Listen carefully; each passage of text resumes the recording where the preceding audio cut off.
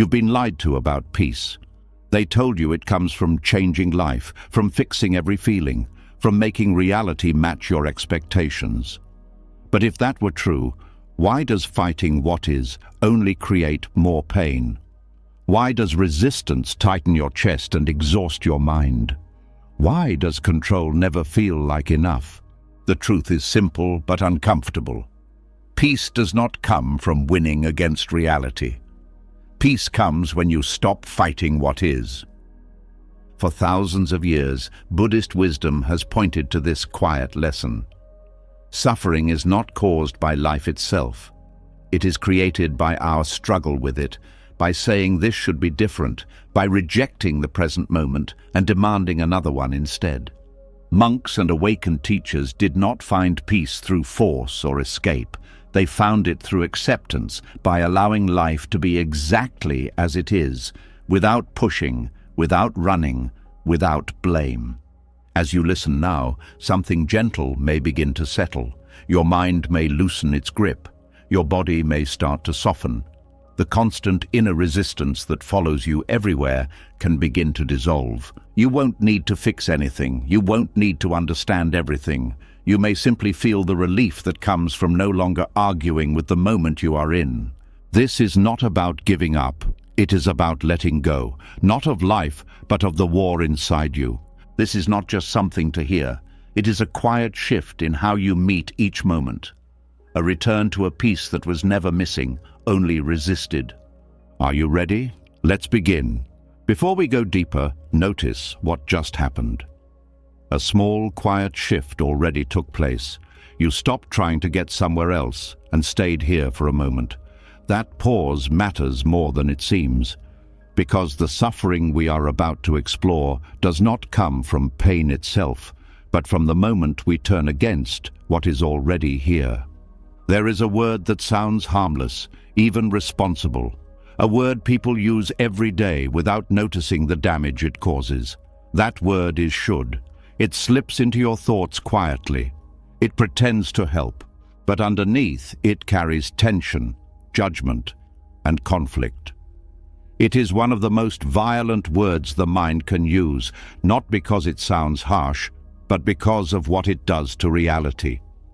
When you say, "This should not be happening," you are not describing life. You are attacking it. You are placing yourself in opposition to the present moment, and the moment you do that, suffering is born. Not because the situation is unbearable, but because you are now fighting something that already exists. The mind uses should to rewrite reality. It creates an alternative version of the present, and then punishes you for not living in it. Your body reacts immediately. Muscles tighten. Breathing becomes shallow. The nervous system shifts into defense mode. Even if nothing outwardly dangerous is happening, the body feels under threat because the mind has declared war. This is invisible suffering. It does not leave bruises. No one else may notice it. But it drains your energy slowly, day after day. You replay conversations thinking they should have gone differently. You judge yourself for emotions you think you should not feel. You resist circumstances you believe should have changed by now. And each time, you add a layer of tension on top of whatever life already brought. The pain of a situation is one thing. The pain of resisting it is another. The second pain is optional, but the mind treats it as necessary. It believes resistance is strength. It believes acceptance means weakness. But this belief is exactly what keeps the cycle alive. Notice how should always points away from now. It never accepts what is here. It points to an imaginary moment where things are finally correct. And until reality matches that fantasy, the mind stays dissatisfied. This creates a constant low-level frustration that follows you even during good moments. You might be smiling on the outside while inside you are arguing with life. This inner argument is exhausting because reality always wins. The present moment does not negotiate. It does not explain itself. It does not bend to your expectations. When you fight it, you lose energy every time. And yet the mind keeps trying, convinced that one day resistance will pay off. This is where Buddhist insight becomes deeply practical. It does not ask you to like what is happening. It does not ask you to approve of harm or injustice.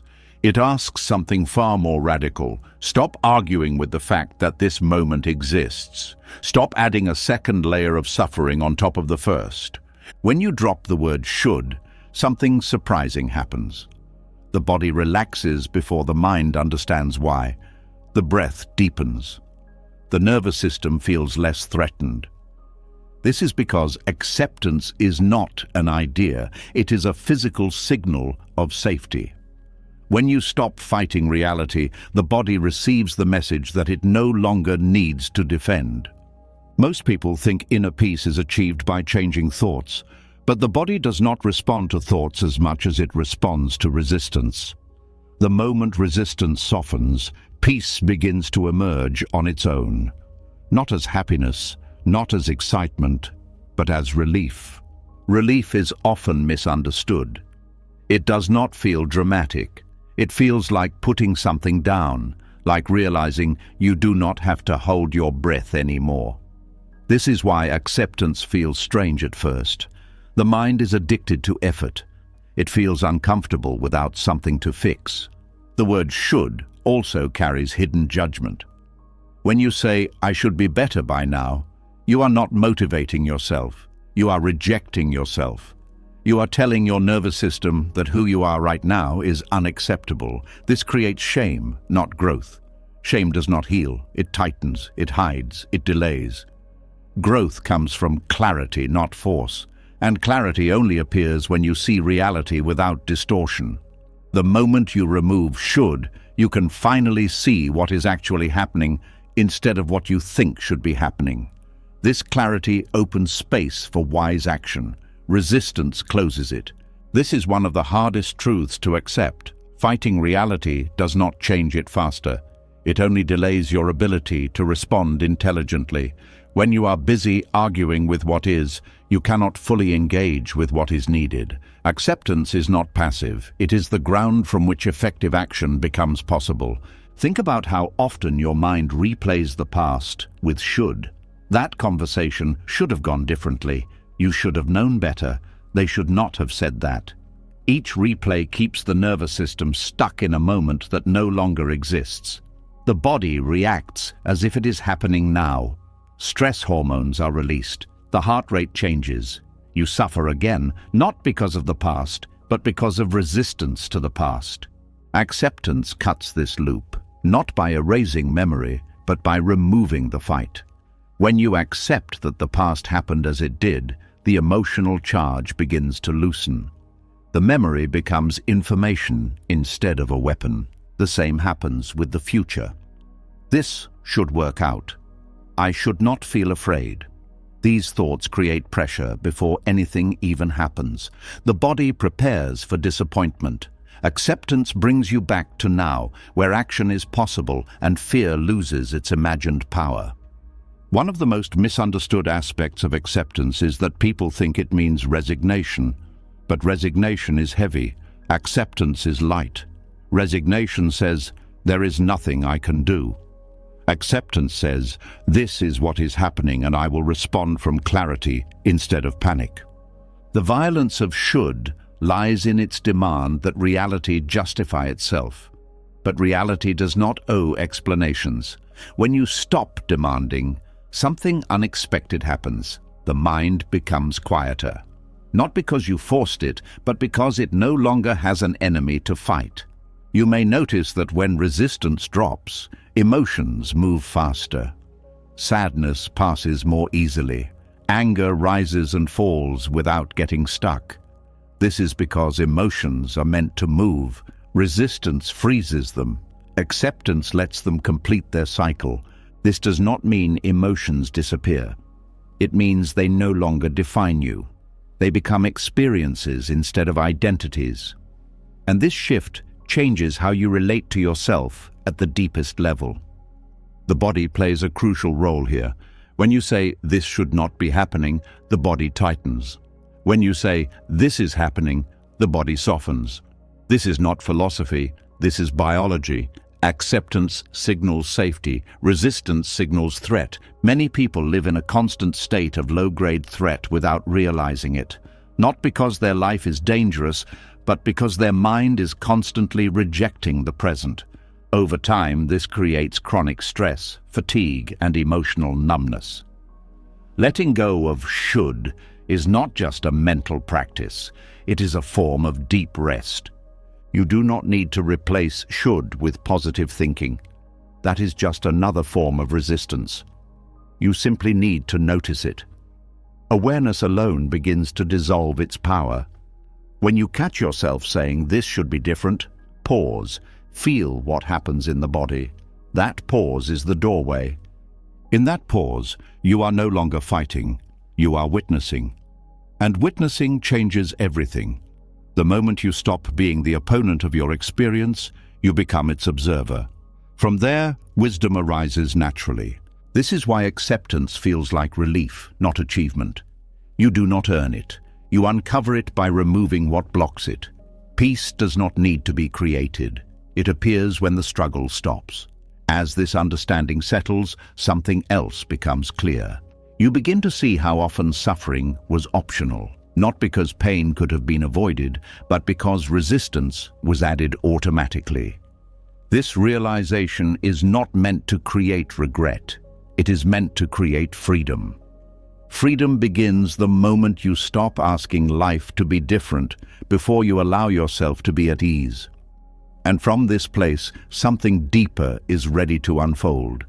Because once the violence of should is seen clearly, the next question naturally arises. If acceptance brings relief, why does the mind resist it so strongly? That question takes us forward. As the struggle with should loosens, a new tension often appears. A quiet fear rises in its place. If I stop fighting reality, does that mean I allow everything? If I accept what is, does that mean I excuse harm, tolerate injustice, or give up on change? This fear keeps many people stuck halfway, hovering between exhaustion and peace, unsure which step is safe to take. Acceptance is one of the most misunderstood ideas in inner work. Many people reject it not because they truly understand it, but because they confuse it with permission. They hear "accept reality" and think it means agreeing with cruelty, staying silent in the face of wrongdoing, or settling for a life that feels small and numb. But acceptance, in its true sense, is none of these things. In fact, without acceptance, real change is impossible. To accept reality means to acknowledge what is happening without distortion. It means seeing clearly, not approving blindly. Approval is a moral stance. Acceptance is a perceptual one. When these two are confused, people either become rigid fighters or passive bystanders. Both positions are forms of resistance, just expressed differently. The mind often says, "If I accept this situation, it will never change." But look closely.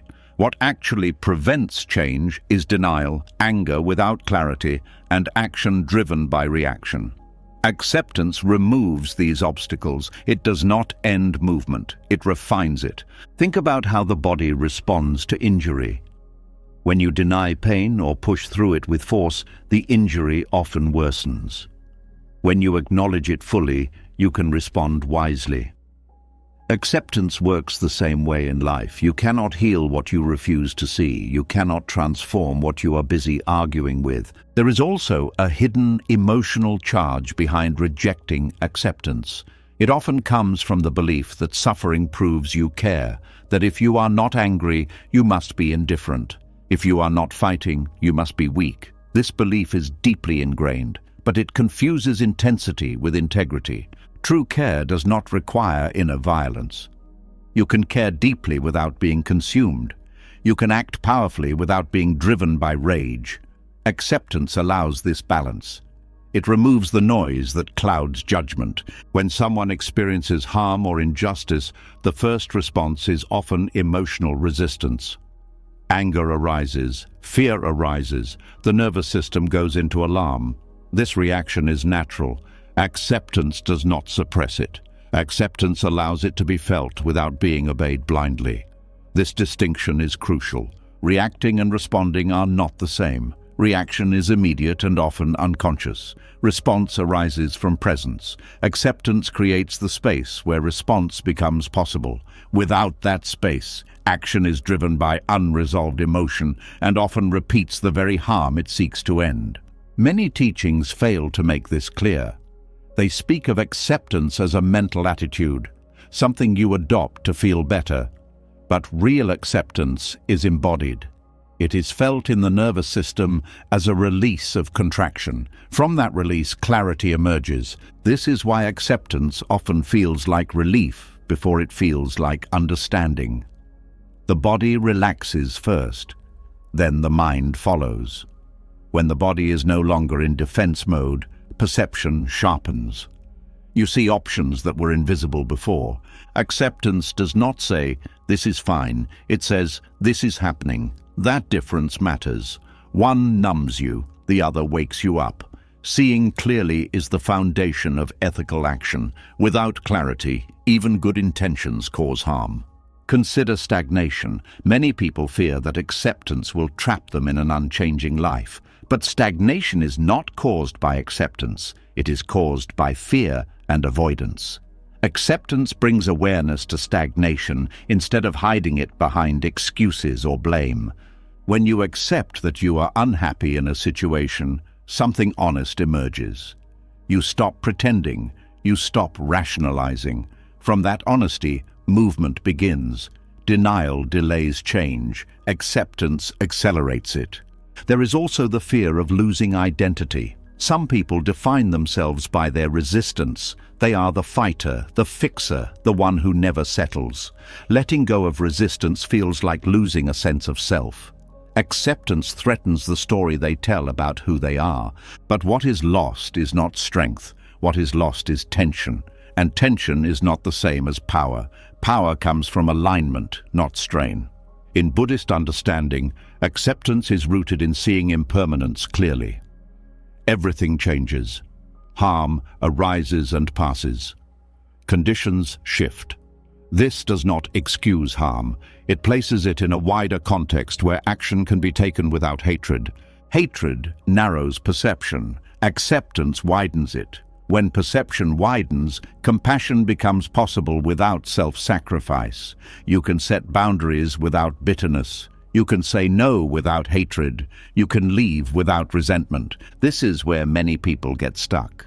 They think compassion requires self-abandonment. It does not. Acceptance does not mean allowing others to harm you. It means seeing clearly when harm is happening and responding without confusion. Confusion often comes from emotional overload. When the nervous system is overwhelmed, the mind looks for certainty. It chooses extremes, fight or freeze, blame or collapse. Acceptance calms the system enough to allow nuance. Nuance is not weakness, it is maturity. It allows you to hold complexity without losing balance. Life is rarely simple. Acceptance allows you to stay present with complexity instead of escaping into rigid beliefs. Another misunderstanding is that acceptance is passive. But passivity comes from helplessness, not acceptance. Acceptance is active awareness. It requires courage to face reality without turning away. It requires strength to remain present without numbing or attacking. When you truly accept a situation, you are no longer wasting energy denying it. That energy becomes available for action. This is why acceptance often precedes decisive change. People who accept reality deeply often act with precision rather than panic. Look at moments in your life where real change happened. Often it began with a clear acknowledgement, this is not working. That acknowledgement was acceptance. Not approval, not defeat, but honesty. Honesty is the bridge between acceptance and action. Without honesty, acceptance becomes avoidance. Without acceptance, honesty becomes aggression. Together, they create wisdom. There is also a collective aspect to this misunderstanding. Many cultures glorify struggle. They praise burnout. They equate worth with effort. In such environments, acceptance looks like laziness. But burnout does not improve the world. Clear, grounded action does. Acceptance allows you to act from values instead of reactions. When you are not consumed by inner conflict, you can choose how to respond. You can decide when to speak and when to be silent, when to stay and when to leave. This is especially important when facing injustice. Rage can draw attention, but sustained change requires clarity. Acceptance keeps the heart open while the mind remains sharp. It prevents you from becoming what you oppose. There is a quiet confidence that comes from acceptance, not the loud confidence of domination, but the steady confidence of alignment. You trust yourself because you are no longer lying to yourself about what is happening. This trust changes how you move through the world. You stop forcing outcomes. You stop trying to control others. You focus on what is within your reach. This focus is not limitation. It is effectiveness. Acceptance also reveals responsibility clearly. When you stop blaming reality for being what it is, you see where your influence begins and ends. This clarity prevents both guilt and arrogance. You do what you can, and you let go of what you cannot. Many people fear that letting go will make them careless. In reality, it makes them precise. You stop spreading yourself thin. You act where it matters. Acceptance is not the end of the path. It is the ground beneath it. Without that ground, every step is unstable. With it, movement becomes natural. As this understanding deepens, another layer becomes visible. If acceptance is so freeing, why does the mind cling to suffering? Why does it return again and again to familiar pain instead of stepping into the unknown calm of acceptance? That question leads us forward into the deeper mechanics of the mind itself. As acceptance becomes clearer, another puzzle quietly reveals itself. If peace is available when resistance ends, why does the mind keep returning to struggle? Why does it step back into old patterns even after tasting relief? The answer is not weakness, it is familiarity, and familiarity can feel safer than freedom. There is a strange comfort in pain that is known. Even when it hurts, it has shape, it has a story, it has rules. Uncertainty, on the other hand, has none. The mind does not know how to stand on ground it cannot predict, so it reaches backward, not because the past was better, but because it was familiar. The ego is not evil. It is a survival mechanism that formed when safety depended on predictability.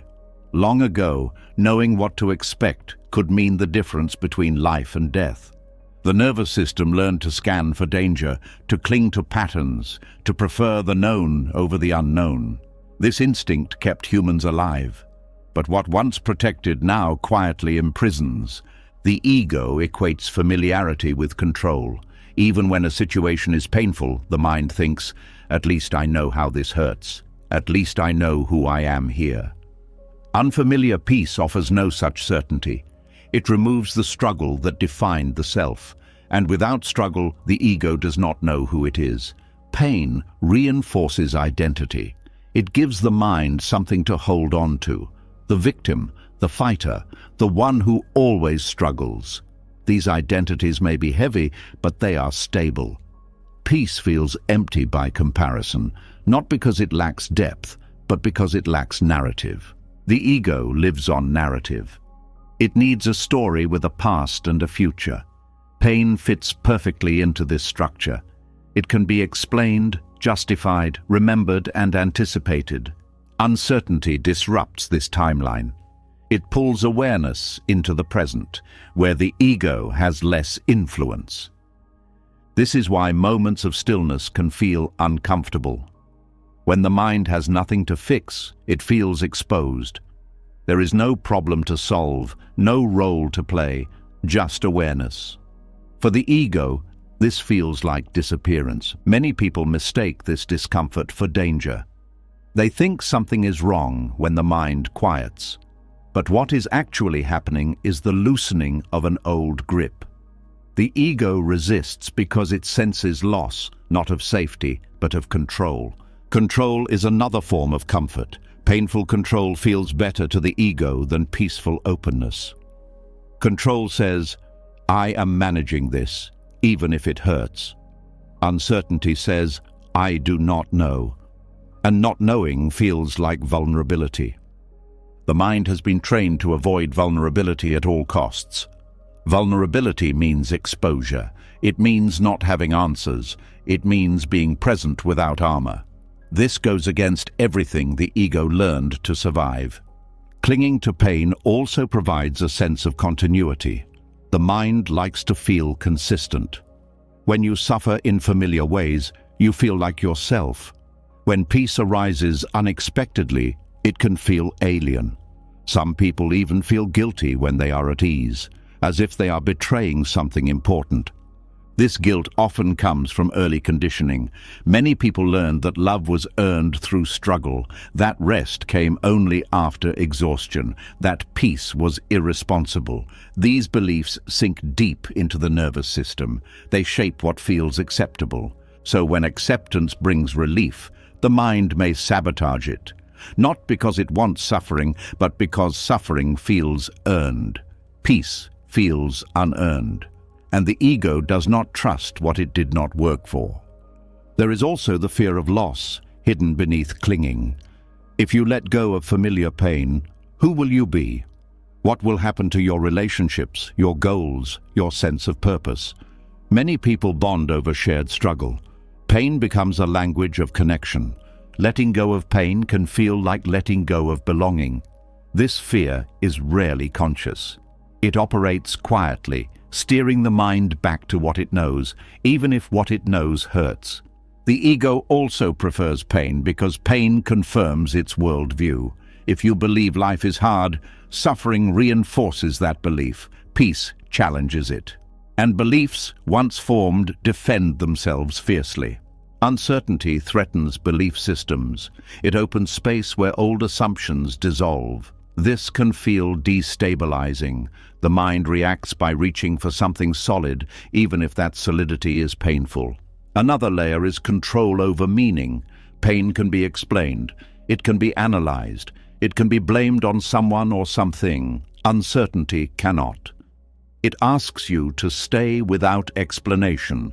For the ego, this feels intolerable. Staying without explanation requires trust. Trust in life. Trust in awareness, trust in the process. The ego was never designed for trust. It was designed for defense. This is why acceptance feels like stepping into the unknown. You are no longer guided by old maps. The mind panics and looks for landmarks. Pain provides landmarks. Peace does not. There is also a biochemical aspect. The body becomes accustomed to stress hormones. Chronic stress creates a baseline that feels normal. When calm appears, it can feel unsettling. The nervous system does not recognize it as home yet. This is why people sometimes feel restless when things are finally okay. They create problems unconsciously to return to the familiar state of tension. Not because they enjoy suffering, but because their system is conditioned to it. Uncertainty requires patience. Pain demands attention. The mind prefers what demands attention because it reinforces importance. Quiet peace feels insignificant to the ego, even though it is deeply nourishing. The ego measures value through intensity. Pain is intense. Peace is subtle. Subtlety is easily overlooked, yet subtlety is where wisdom lives. Letting go of pain means letting go of certainty about who you are. The ego clings because it fears dissolution, but what dissolves is not awareness. It is the story wrapped around it. Awareness does not disappear in peace. It expands, but expansion feels like loss to a structure built on boundaries. This is why Buddhist teachings emphasize gentle observation rather than forceful change. Forcing the ego to let go only strengthens it. Seeing its patterns with kindness allows them to loosen naturally. When you notice the mind returning to old pain, do not judge it. Judgment adds another layer of struggle. Instead, notice the familiarity, notice the comfort hidden inside discomfort. This awareness itself begins to break the spell. The mind clings to pain because it fears emptiness. But emptiness is not absence, it is openness, it is space. And space allows new forms of being to emerge. Peace feels unfamiliar because it asks nothing from you. No performance, no identity, no struggle, just presence. The ego does not know how to exist there, so it resists. This resistance is not personal, it is mechanical, it is learned. And what is learned can be unlearned not by force, but by understanding. As understanding deepens, the pull of familiar pain weakens, not all at once, gradually. Each time you choose presence over narrative, awareness over reaction, the mind learns a new reference point. Peace slowly becomes familiar. Not exciting, not dramatic, just stable, and with stability comes trust. Trust allows you to rest in uncertainty without fear. It allows you to meet life without armor. It allows you to stop clinging to pain as proof of existence. When pain is no longer needed to define you, something else begins to appear. A quiet sense of being that does not depend on struggle. This sense does not need certainty. It is at home in change. And as this becomes clearer, another illusion begins to unravel. The belief that control is necessary for safety. That illusion has shaped much of human suffering. And seeing through it opens the next door. As the grip of familiar pain begins to loosen, something else becomes visible beneath it. A constant effort, a silent tension, a habit so old it feels like part of you, the need to control. It once kept you safe, now it keeps you tired. There is a reason control feels natural. It did not appear randomly. It was learned at a time when uncertainty truly was dangerous. When not knowing could lead to harm, when being alert, prepared and vigilant meant survival, the nervous system adapted. It learned to anticipate, to manage outcomes before they happened, to stay one step ahead of life. That strategy worked for a time, but the body does not know when the danger has passed unless it is shown. It keeps using the same tools long after the environment has changed. Control became a habit, then an identity, then a prison. Control promises safety. It whispers, if I manage everything well enough, nothing bad will happen. If I plan enough, think enough, worry enough, I will be prepared. But what it actually creates is a state of constant alertness.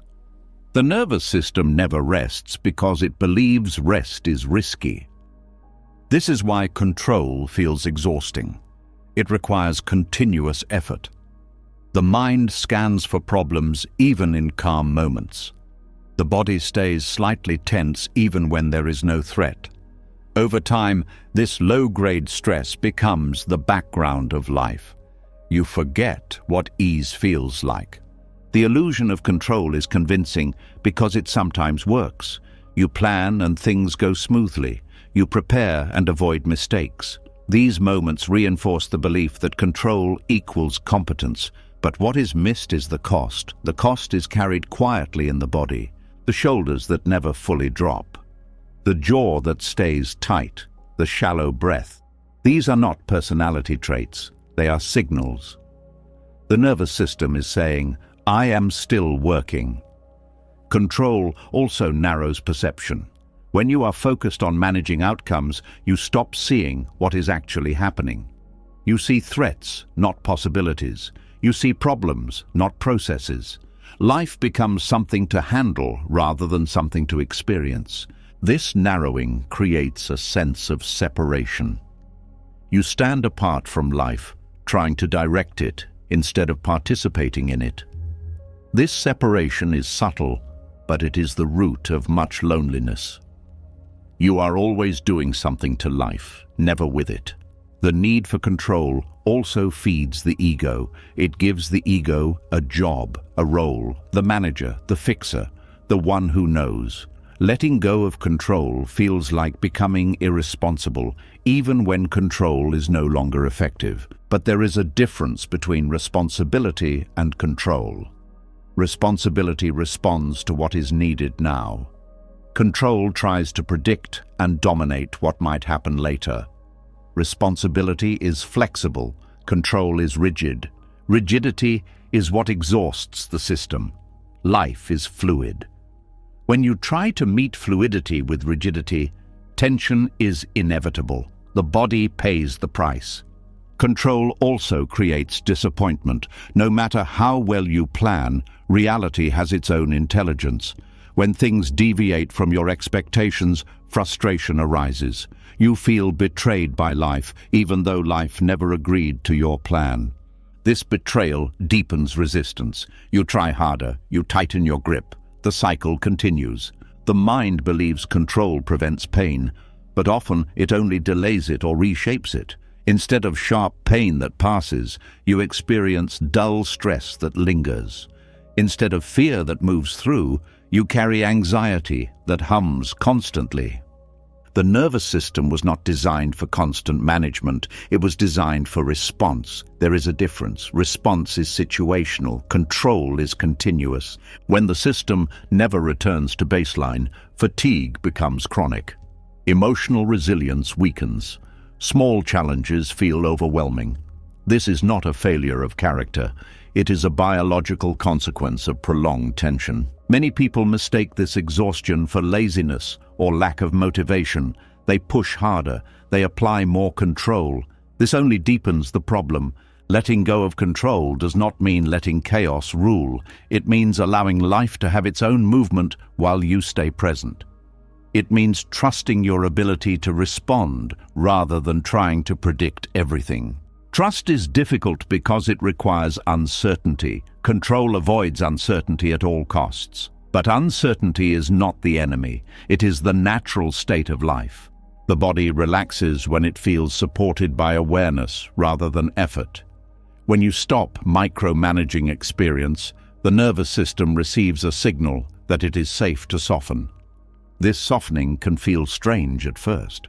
The mind may interpret it as losing focus, but what is actually happening is a shift from forced attention to natural attention. Natural attention is effortless. It arises when you are present. Forced attention requires strain. Control relies on forced attention. Another cost of control is loss of joy. Joy cannot be scheduled. It appears spontaneously. When the mind is busy managing, it misses these moments. Even when good things happen, the mind is already preparing for the next problem. Control also interferes with relationships. When you try to manage people, even subtly, trust erodes. Others feel it. They may comply, but connection weakens. True connection requires presence, not management. The illusion of control also hides fear. Beneath the need to control is often the belief that you cannot handle what arises. Control says, I must prevent this because I cannot meet it. Letting go reveals a deeper truth. You are more capable than you think. Capability is not about predicting. It is about presence. When you are present, responses arise naturally.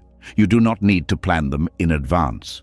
This is why moments of crisis sometimes bring clarity. Control drops because it cannot keep up. Presence takes over. People often act wisely in these moments, surprising themselves. This wisdom was always there, but control drowned it out. The ego resists letting go because control gives it relevance. Without control, the ego feels unnecessary. But what disappears is not intelligence. It is interference. Intelligence operates best when it is not forced. When you stop controlling, you do not become passive. You become attuned. Attunement is sensitivity to what is actually happening. It allows you to move with life rather than against it. This movement feels lighter because it uses less energy. The body recognizes this immediately.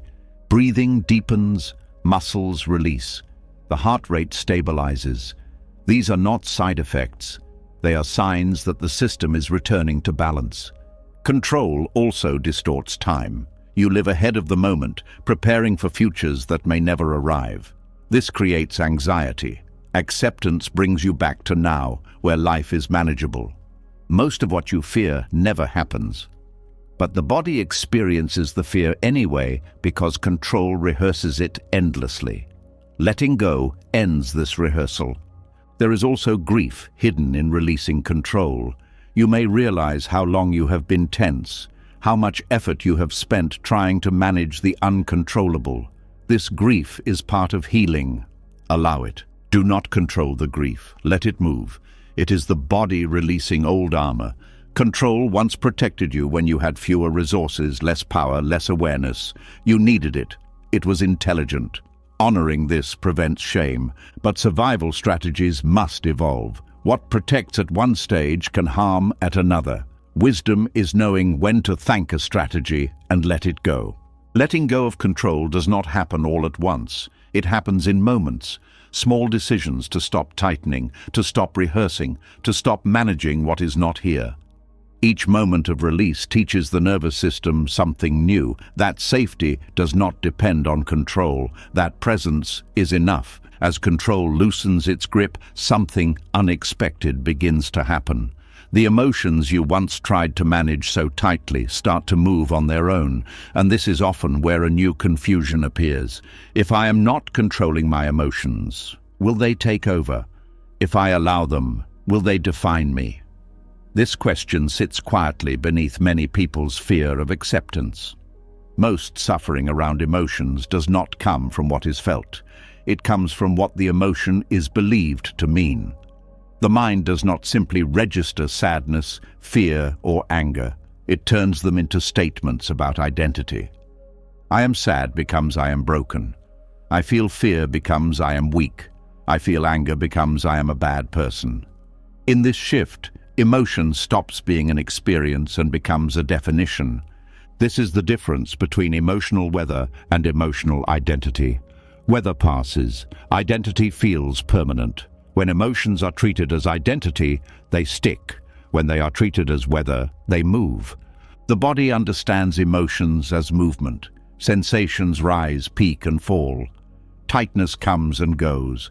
Heat builds and cools. The nervous system is designed for this flow, but the mind interrupts it by labeling the emotion as personal truth. Once labeled, the emotion is no longer allowed to complete its natural cycle. This interruption is subtle. It happens in milliseconds. A feeling arises, and immediately the mind asks, "What does this say about me?" That question freezes the emotion in place. It becomes something to analyze, justify, or fight. The body remains activated because the signal was never completed. Emotional identity often forms early. When a child feels something and is told, "You are too sensitive, you are angry, you are difficult," the emotion becomes fused with self-image.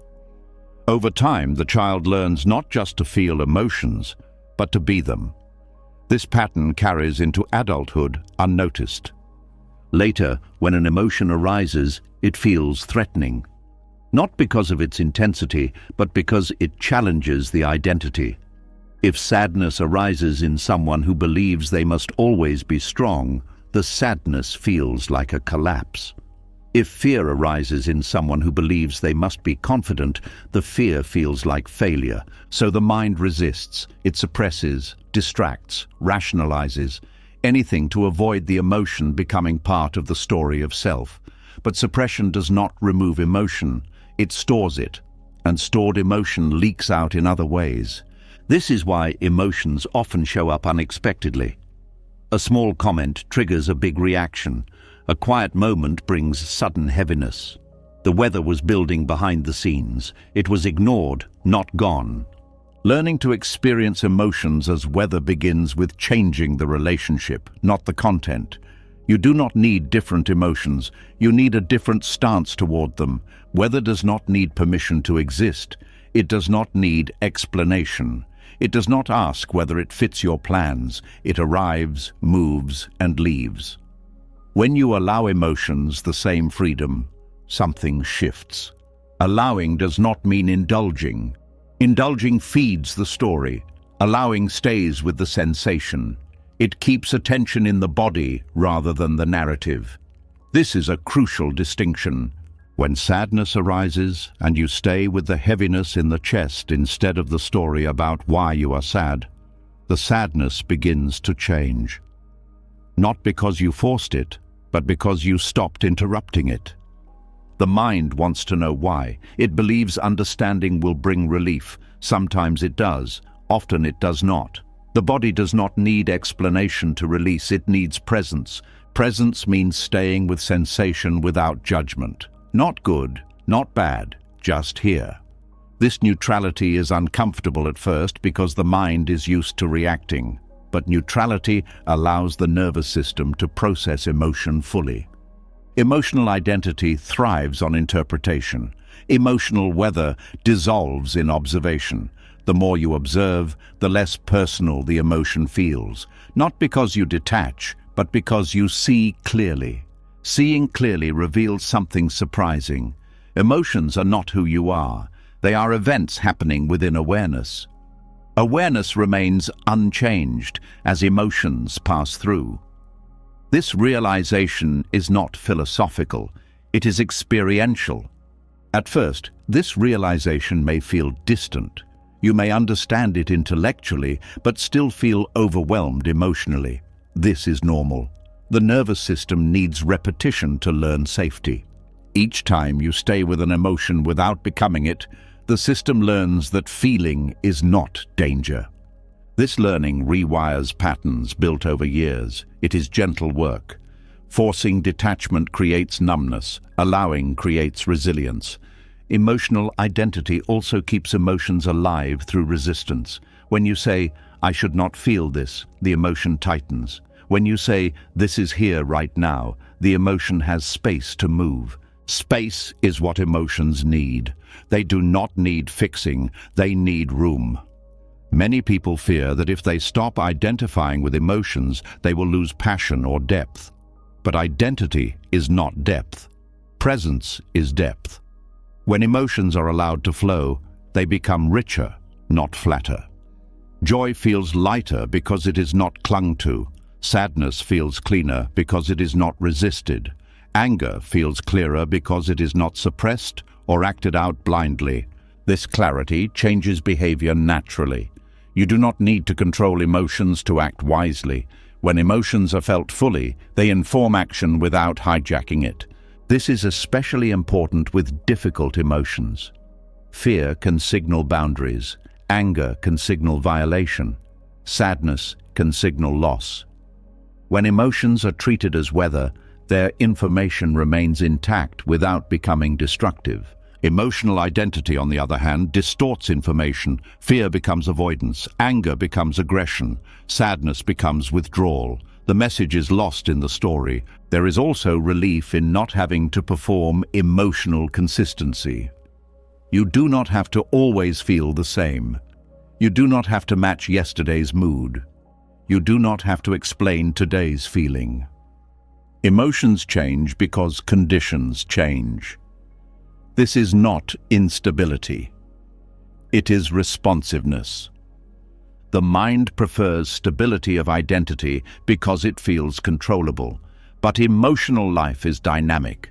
Trying to freeze it creates tension. Letting it move creates balance. This balance allows you to be intimate with life without being consumed by it. You feel deeply without drowning. You care without collapsing. This is emotional maturity. Emotional maturity is not about having fewer emotions. It is about being less entangled in them. When you stop identifying with emotions, you stop fighting them. When you stop fighting them, they stop fighting back. This does not mean emotions disappear. It means they no longer dominate the inner landscape. They come and go like clouds across the sky of awareness. Awareness does not chase the clouds. It does not judge them. It does not try to hold the pleasant ones or push away the dark ones. It remains. As this understanding settles, a quiet confidence emerges. You trust your ability to feel without being overwhelmed. This trust changes everything. You no longer need to avoid situations to protect yourself from feelings. You know you can meet whatever arises. This expands your life. As emotions begin to move freely and no longer define who you are, another layer quietly reveals itself. It is not loud. It does not announce its presence. It hides behind good intentions, intelligence, and even spirituality, yet it fuels resistance more than fear ever could. It is the belief, often unconscious, that you know better than reality. This belief does not feel like pride in the usual sense. It does not walk around boasting or demanding attention. It is subtle, it whispers, it shows up as frustration when life does not unfold according to plan, as impatience with emotions that arise uninvited, as the quiet thought, "This should not be happening to me." At the center of resistance is an unspoken assumption, reality made a mistake, that if things were right, they would align with your expectations, your timing, your preferences. This assumption places the mind above life itself. It says, "My interpretation is more accurate than what exists."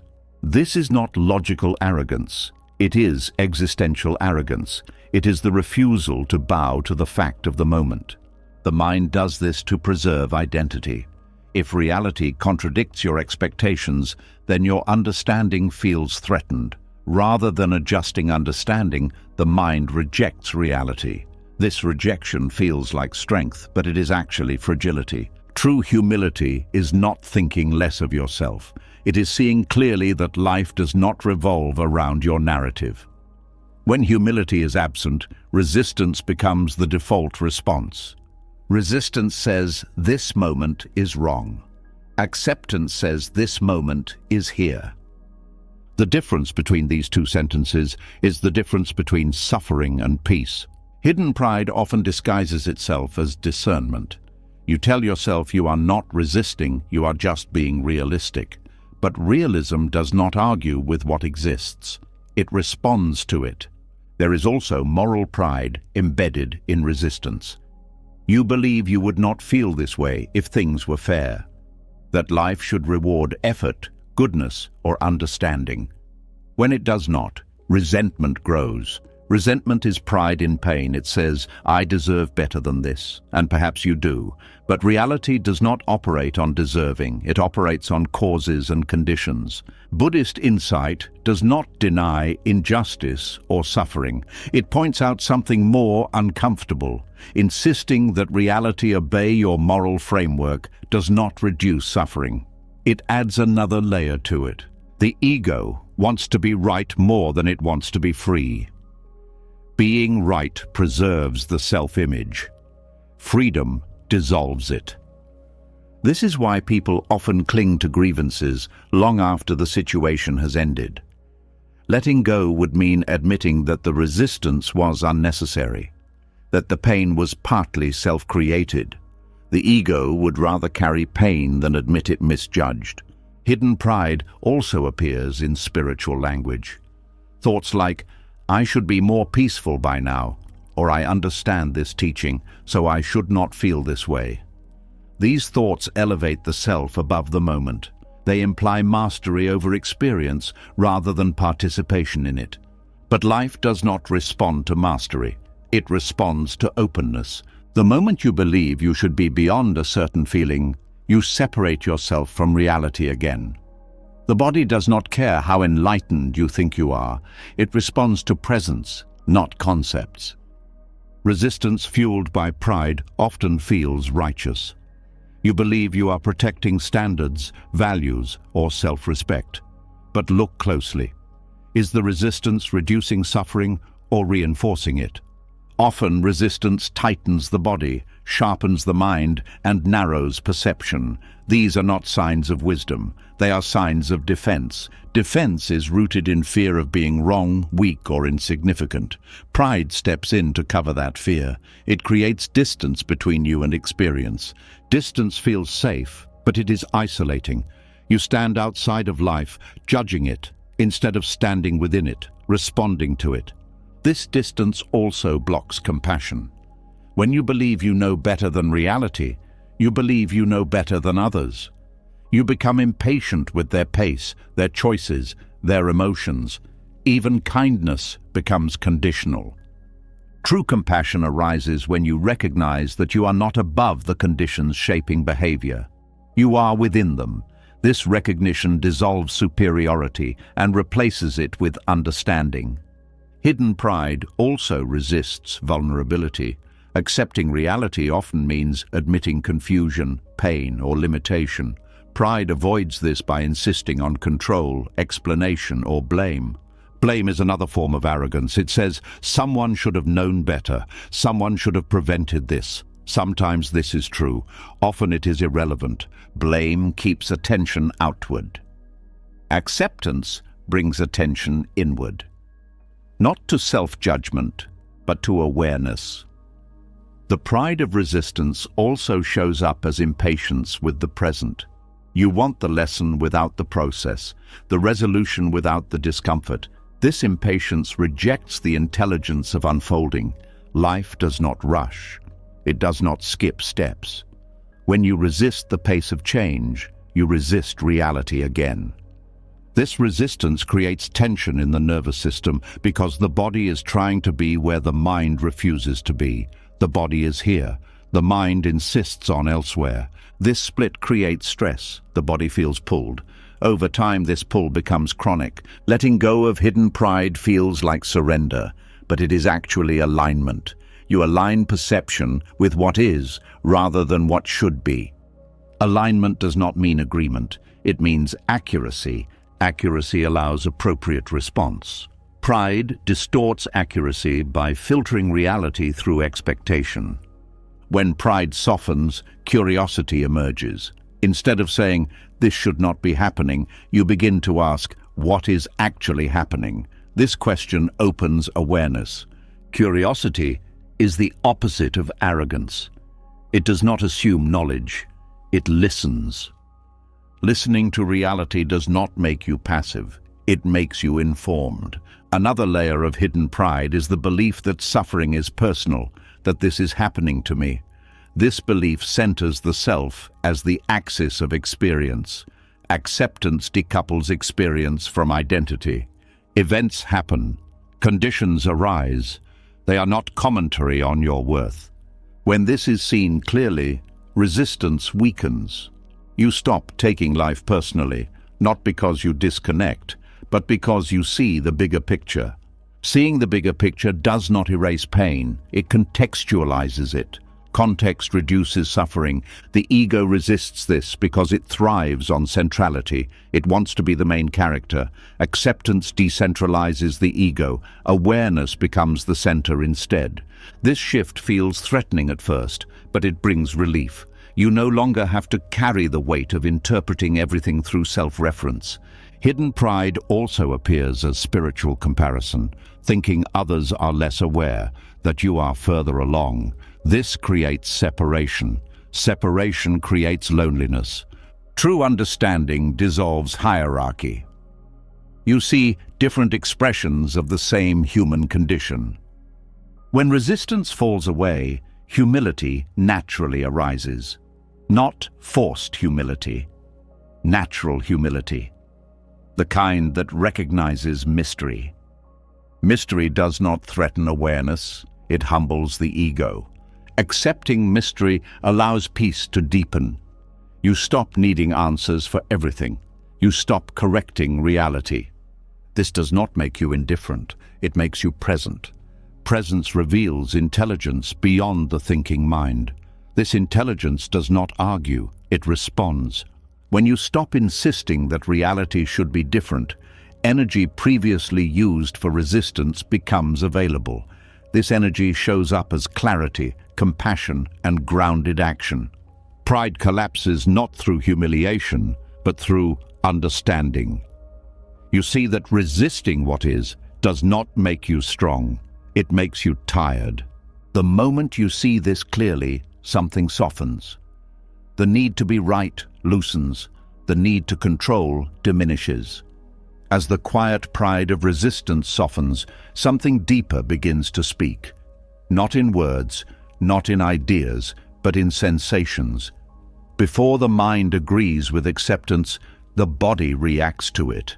And this reaction changes everything. Most people believe peace is a mental achievement. They think if they understand enough, think correctly enough, or repeat the right ideas, calm will follow. But the body does not respond to explanations, it responds to signals. and acceptance is one of the strongest safety signals the body can receive. Long before you had language, your nervous system learned how to survive. It learned to detect danger, tension, threat, and safety. It learned this through sensation, not thought. So when you stop fighting reality, the body feels it first, often before the mind understands what just happened. This is why acceptance can feel relieving even when nothing has been solved. Nothing changed externally. No insight was reached. Yet something inside releases. That release is somatic. It is the body recognizing that the fight has ended. Resistance keeps the nervous system in a state of readiness. Muscles stay tight, breathing stays shallow, attention stays narrowed. The body prepares for impact that never comes. Acceptance signals that there is no immediate threat. The body begins to downshift. This downshift is not weakness, it is regulation. When the body feels safe enough, the mind naturally quiets. Thoughts slow not because you force them to, but because they are no longer needed to manage danger. This is why trying to calm the mind without addressing the body often fails. The mind is responding to bodily tension it did not create. Many people try to think their way into peace while their body is still bracing. This creates frustration. They feel like they understand acceptance, but cannot live it. The missing piece is somatic permission. Somatic permission is the allowance for the body to feel what it is feeling without interference. When you stop telling yourself to relax and simply stop resisting what is already present, the body begins to reorganize on its own. This reorganization happens in small ways. The jaw loosens, the shoulders drop, the belly softens. These changes may seem insignificant, but they signal a major shift. The nervous system is exiting survival mode. Survival mode is efficient for emergencies, not for living. When it stays active too long, it drains energy, dulls emotions, and clouds perception. Acceptance interrupts this pattern. The body does not need to know why you accept. It only needs to feel that you are no longer opposing the moment. This is why acceptance is not a belief. It is an action of non-action. You are not doing something new. You are stopping something old. When the body relaxes, interoception improves. Interoception is the ability to sense internal states. This sensitivity allows you to notice emotions earlier, before they escalate. You become responsive instead of reactive. This responsiveness is felt as space between sensation and reaction, space between emotion and story. This space is not created by thinking, it is created by nervous system regulation.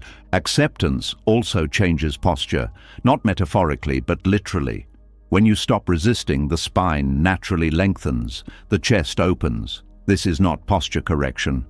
It is a biological response to safety. Safety allows expansion. Threat causes contraction. Many people live in chronic contraction without realizing it. They think it is personality or habit. It is neither. It is a nervous system adaptation to ongoing resistance. When acceptance becomes embodied, digestion improves, sleep deepens. The immune system functions more efficiently. These are not spiritual claims. They are physiological outcomes of reduced stress signaling. Stress is not caused by events alone. It is caused by the interpretation of events as threats. Acceptance changes this interpretation at the level of sensation. The vagus nerve plays a key role here. It communicates safety to the body. When acceptance is present, vagal tone improves. This supports calm alertness, emotional flexibility, and social connection. This is why acceptance often brings a sense of warmth or softness. The body is shifting from fight or flight to connection and rest. The mind often resists this shift. It feels unfamiliar. Calm can feel boring or unsafe to a system accustomed to tension. This is why some people feel restless when they first experience somatic peace. Restlessness is not failure, it is withdrawal from adrenaline. Just as the body adjusts when caffeine leaves the system, it adjusts when stress hormones decrease. This adjustment period requires patience. Acceptance supports this transition by allowing sensations to be felt without labeling them as problems. Sensations may include emptiness, heaviness, or vulnerability. These are signs of recalibration, not collapse. The body is learning a new baseline. This learning cannot be rushed, it cannot be commanded, it must be allowed. Intellectual acceptance without somatic acceptance creates dissonance. You say yes mentally, but the body still says no. True acceptance includes the body. This is why simple practices like slowing the breath, softening the gaze, or allowing stillness are powerful. They are not techniques to fix yourself. They are invitations for the body to remember safety. When the body feels safe, emotions become easier to feel. They move without overwhelming. The mind stops bracing against them. This is where peace deepens. Not as an idea, but as a state. Peace is not the absence of sensation, it is the absence of resistance to sensation. The body knows this instinctively. Animals do not resist their internal states. They shake, discharge, rest, and move on. Humans interrupt this process with thought. Acceptance restores the body's natural rhythm. This rhythm includes cycles of activation and rest. Without acceptance, activation never fully resolves. The body remains half awake, half defensive. With acceptance, rest becomes complete. Sleep becomes restorative. Waking becomes clearer. You begin to trust the body again. You stop treating it as something to control or override. You listen. Listening to the body does not make you passive. It makes you attuned. Attunement allows you to notice subtle cues before they become problems. Hunger before irritability, fatigue before burnout, emotion before explosion. This sensitivity is a form of intelligence. The mind often dismisses bodily intelligence because it is not verbal, but it is ancient and precise. Acceptance strengthens this intelligence by removing interference. Interference comes from judgment. Judgment tightens. Tightness disrupts signal. When judgment drops, signals become clear. Clear signals guide wise action. This is why acceptance is not about enduring life. It is about cooperating with it. Cooperation reduces friction. Friction creates heat. Heat creates fatigue. The body relaxes when it is no longer fighting the present. This relaxation does not mean collapse. It means readiness without tension. Athletes understand this. The best performance comes from relaxed alertness, not strain. Life works the same way. When acceptance becomes embodied, the mind naturally changes. Thoughts become less urgent. Stories lose intensity. You do not need to argue with them. They pass. The body teaches the mind that safety does not require control. Over time, this learning becomes stable. You carry calm into situations that once triggered you. Not because you hardened, but because you softened. Softness is often mistaken for weakness, but in the body, softness allows movement. Rigidity breaks. This is why acceptance is resilient. It bends without snapping. As the body continues to learn safety, another fear may arise. A fear of losing the story you tell about yourself. A fear that without struggle you will disappear. This fear is not mental, it is somatic. It is felt as emptiness or uncertainty in the chest or belly. Meeting this fear requires the same approach. Allowing, staying, not filling the space with meaning too quickly, because that space is not absence, it is openness. And openness is where the next transformation begins. As the body learns to soften and the nervous system begins to trust stillness, a new kind of fear often surfaces. It is not sharp. It does not rush the heart. It feels quiet, hollow, and unsettling. It is the fear that without struggle, without tension, without the familiar inner commentary, something essential will be lost. This fear does not come from the mind alone, it comes from identity. Most people do not realize how much of their sense of self is built from stories. Stories about who they are, what they have endured, what they are becoming, and what must still be fixed. These stories create continuity.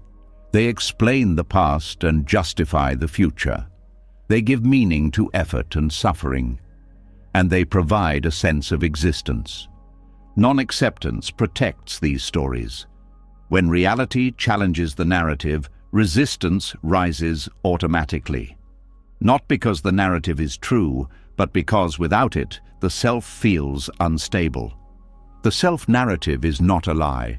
It is a construction. It formed slowly, shaped by memory, emotion, and interpretation. It helped organize experience. It gave coherence to life. But over time, it hardened. It became something to defend. Acceptance threatens this defense. When you fully accept what is, the story pauses. There is no commentary, no justification, no direction, just presence. And presence has no storyline. For the ego, this feels like erasure. The ego does not fear pain as much as it fears disappearance. Pain confirms existence. Struggle confirms effort. Identity feeds on contrast. Without resistance, the familiar edges blur. This is why people often feel uneasy in moments of deep peace. The mind looks around and asks, where am I in this? What role do I play? What should I be doing? When there is no answer, anxiety creeps in. The fear beneath non-acceptance is the fear of becoming no one. But what is actually threatened is not awareness. It is the narrative identity. And narrative identity feels essential because it has been mistaken for self. From early life, you learn to describe yourself. I am this kind of person. I am someone who struggles. I am someone who overcomes. I am someone who feels deeply. These descriptions helped you relate to others. They helped others relate to you. They became social currency. Over time, these descriptions became internalized. You stopped seeing them as descriptions and started experiencing them as truth. When something happens that does not fit the story, discomfort arises. Acceptance asks you to let the moment be without fitting it into a story. This feels like standing without a name. Standing without a name feels vulnerable. It feels exposed. The mind rushes to label the experience, to anchor it to identity. If it cannot, it resists. This resistance is not conscious. It is automatic. It shows up as overthinking, judgment, distraction, or emotional tightening. Anything to restore narrative control. The body feels this as restlessness. The chest feels empty. The stomach feels uncertain. These sensations are interpreted as danger, but they are actually signs of spaciousness. Spaciousness is unfamiliar. The nervous system has learned to associate familiarity with safety. The story is familiar. Silence is not. The story says, this is who you are. Silence says nothing. But silence does not erase you. It reveals something deeper. When narrative identity loosens, awareness remains. You are still here. Breathing continues. Sensation continues. Presence continues. The fear comes from the belief that you are the story rather than the awareness in which the story appears. Acceptance exposes this belief. This exposure feels like loss because the mind has invested heavily in the narrative. It has used it to navigate relationships, choices, and values. Letting it loosen feels like stepping into a void. But the void is not empty. It is unstructured. Unstructured experience feels chaotic to the mind, but it is natural to awareness. Awareness does not need structure to exist. It only needs presence. Many people resist acceptance because they fear becoming passive or directionless. They believe the story provides motivation. Without it, they worry they will drift. This belief overlooks something important. Motivation does not come from narrative alone. It also comes from attunement. When you are present, needs and values arise organically. The story often overrides this organic guidance. It tells you what you should want, what you should feel, what you should pursue. Acceptance quiets the story so deeper signals can be felt. These signals are subtle. They do not shout. They do not justify themselves. They require listening. Listening without interpretation feels risky to the ego. The ego wants certainty. It wants to know where this is going. Acceptance offers no guarantees. It offers presence. Presence feels like groundlessness at first. There is no plan to hold on to, no identity to lean on. This is why non-acceptance persists, even when it hurts. Pain with identity feels safer than peace without it. The fear of losing the narrative is also the fear of losing control over meaning. The story explains why things happen. Without it, events are just events. This neutrality feels unsettling. Meaning gives comfort. It makes suffering feel purposeful. Acceptance does not remove meaning, but it stops forcing it prematurely. Forcing meaning is another form of resistance. It fills space that could otherwise allow understanding to emerge naturally. When acceptance is present, meaning arises slowly, if at all, and sometimes no meaning is needed. Life simply unfolds. This simplicity is deeply threatening to a mind trained to analyze and interpret. The self-narrative also carries unresolved emotional energy. Pain that has not been felt fully becomes part of the story. Letting go of the story means letting the pain surface without explanation. This feels dangerous. The mind prefers to keep pain packaged in narrative form rather than feeling it directly. Acceptance opens the package. This opening requires courage, not dramatic courage, but quiet willingness. Willingness to feel without knowing who you are in the feeling. When you allow this, something unexpected happens. The fear does not grow, it softens. The emptiness fills with presence. The body relaxes into the unknown. You discover that you do not disappear without the story. You become more available. Available to sensation. Available to connection. Available to life. The self-narrative often isolates. It separates you from others by reinforcing difference. Acceptance dissolves some of these boundaries. You feel more human, less defined. This can feel disorienting. It can also feel relieving. Relief comes from no longer having to perform an identity. You do not need to be consistent. You do not need to be coherent. You can respond to what is here now. This responsiveness feels alive. It does not rely on memory. It does not project into the future. It moves with conditions. The ego resists this because it cannot predict it, but awareness thrives in it. As acceptance deepens, the story does not vanish completely. It becomes lighter. It is used when needed and set down when not. It stops being the center. The fear of losing the narrative gradually transforms into curiosity. Who am I without this story? What remains? What remains is presence, quiet, stable, unmoved by content. This presence was always here, beneath the narrative. It was obscured by identification, not absent.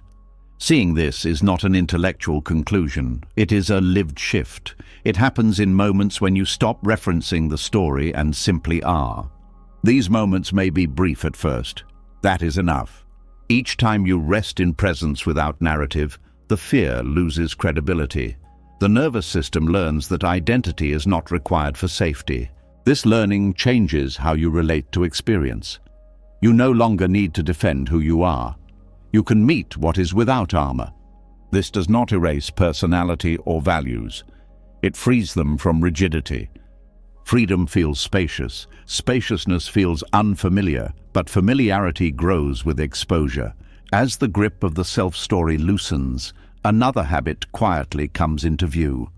A habit that once looked like discipline, responsibility, even virtue. The habit of needing life to be clean, resolved, and perfectly arranged before you can relax. When that habit weakens, something unexpected appears underneath it. Life is messy, and it always has been. Perfectionism is not the love of excellence. It is the fear of disorder. It is the belief that peace will arrive once everything is fixed, understood, and placed in the right order. This belief feels reasonable. It promises safety, but it quietly turns life into a problem that is never solved. The need for things to be neat is deeply connected to identity.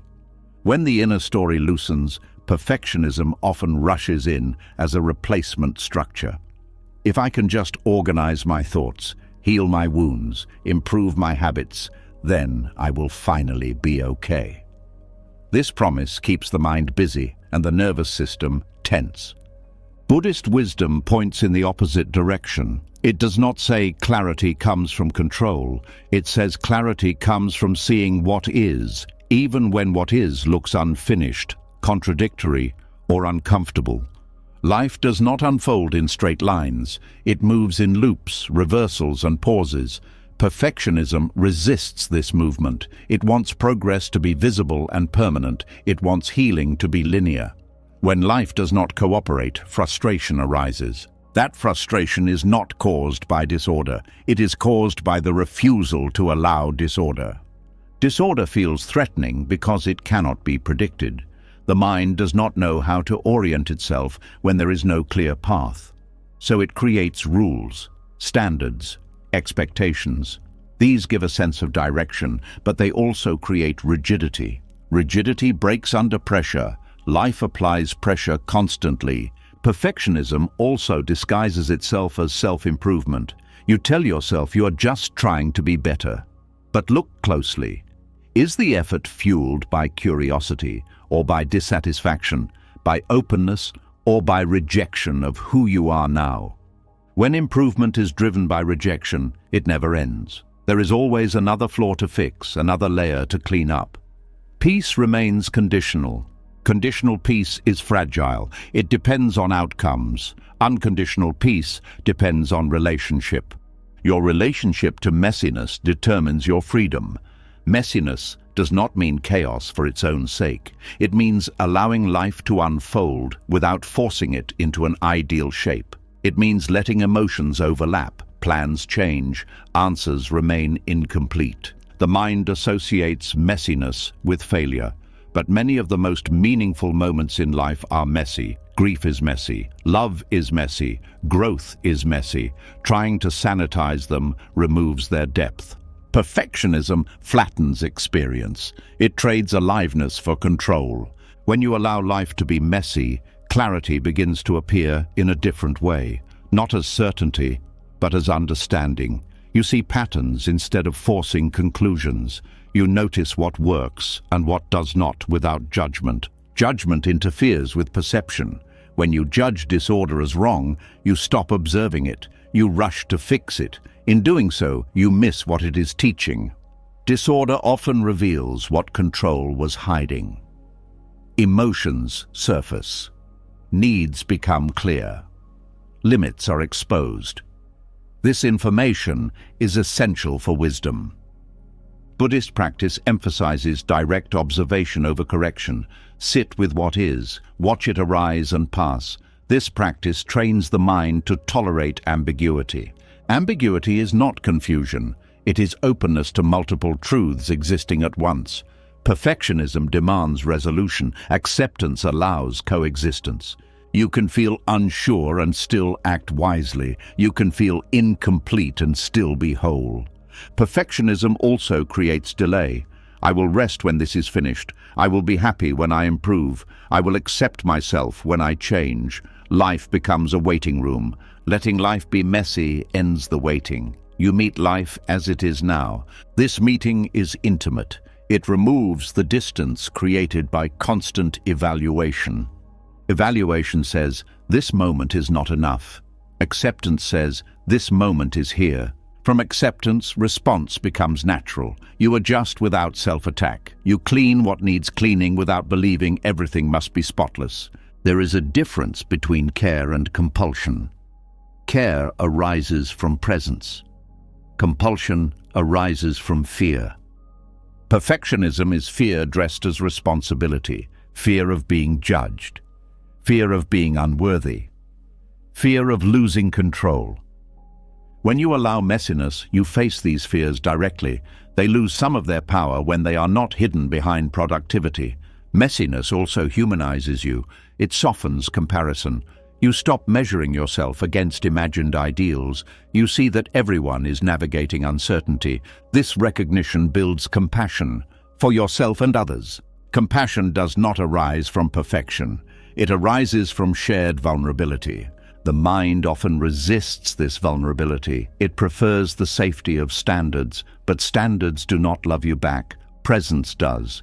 Clarity that comes from disorder is not loud. It is subtle. It emerges slowly as you stop interfering. For example, when you stop trying to fix an emotion, you may notice what it actually needs. Not suppression, not explanation, perhaps rest, perhaps expression, perhaps time. When you stop forcing decisions, priorities reorganize themselves. What truly matters rises naturally. This natural ordering is more intelligent than imposed order. It aligns with reality rather than fighting it. Buddhist teachings emphasize impermanence. Everything is in motion. Perfectionism denies this. It wants to freeze moments into finished states. But finished states do not last. Clinging to them creates suffering. Allowing messiness means accepting impermanence emotionally, not just intellectually. You stop expecting stability where none exists. This acceptance reduces anxiety. Anxiety comes from trying to secure the future. Messiness accepts that the future is not fully knowable. When you stop demanding certainty, the nervous system relaxes. It no longer has to prepare for every possible outcome. Relaxation does not mean carelessness. It means trust. Trust that you can meet what arises. Trust that clarity will emerge when needed. This trust grows through experience. Each time you allow disorder without collapsing, confidence builds. Confidence not in outcomes, but in presence. Letting life be messy also means allowing yourself to be inconsistent. You do not have to always respond the same way. You are allowed to learn. Learning requires mistakes. Mistakes require tolerance of imperfection. Perfectionism punishes mistakes. Acceptance integrates them. Integrated experience becomes wisdom. Wisdom is not clean. It is layered. It holds contradictions. You can be both strong and unsure, both peaceful and grieving, both clear and confused. Trying to resolve these contradictions too quickly creates inner conflict. Allowing them to coexist creates depth. Depth is where meaning lives. The Buddhist path does not aim for a flawless self. It points to freedom from the need to be flawless. Freedom feels light. It allows laughter at your own messiness. Laughter releases tension. Tension fuels perfectionism. When tension releases, you act more skillfully, not less. Skillfulness is flexible. It adapts. It listens. Perfectionism is rigid. It insists. Insistence exhausts the body. Flexibility restores it. As you allow life to be messy, you may notice resistance arise again. The urge to clean things up quickly, to make sense of everything. Notice it gently. This urge is old. It learned to protect you. Thank it. Then let it rest. Clarity will still come, often when you stop looking for it. As life is allowed to remain unfinished and imperfect, something deeper begins to reveal itself. You start to notice patterns, the same emotions returning, the same conflicts replaying, the same pain wearing different faces. This repetition is not bad luck. It is not fate punishing you. It is something far more intimate. It is the echo of inner war. In Buddhist understanding, karma is not a system of reward and punishment. It is momentum. It is cause and effect unfolding through intention, reaction, and habit. What you resist does not disappear.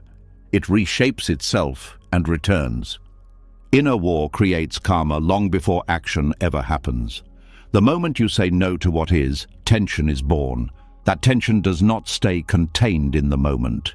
It imprints the nervous system. It shapes perception. It influences future reactions. When you fight reality, the body learns to expect battle. The mind learns to anticipate threat. Even when conditions change, the system responds as if the old danger is still present. This is how suffering repeats. Resistance teaches the nervous system that the world is unsafe. Once learned, this belief colors everything. Neutral events feel threatening. Ambiguous situations feel dangerous. You react before understanding. This reaction becomes habit. Habit becomes character. Character shapes destiny. The karma of inner war is subtle because it feels justified.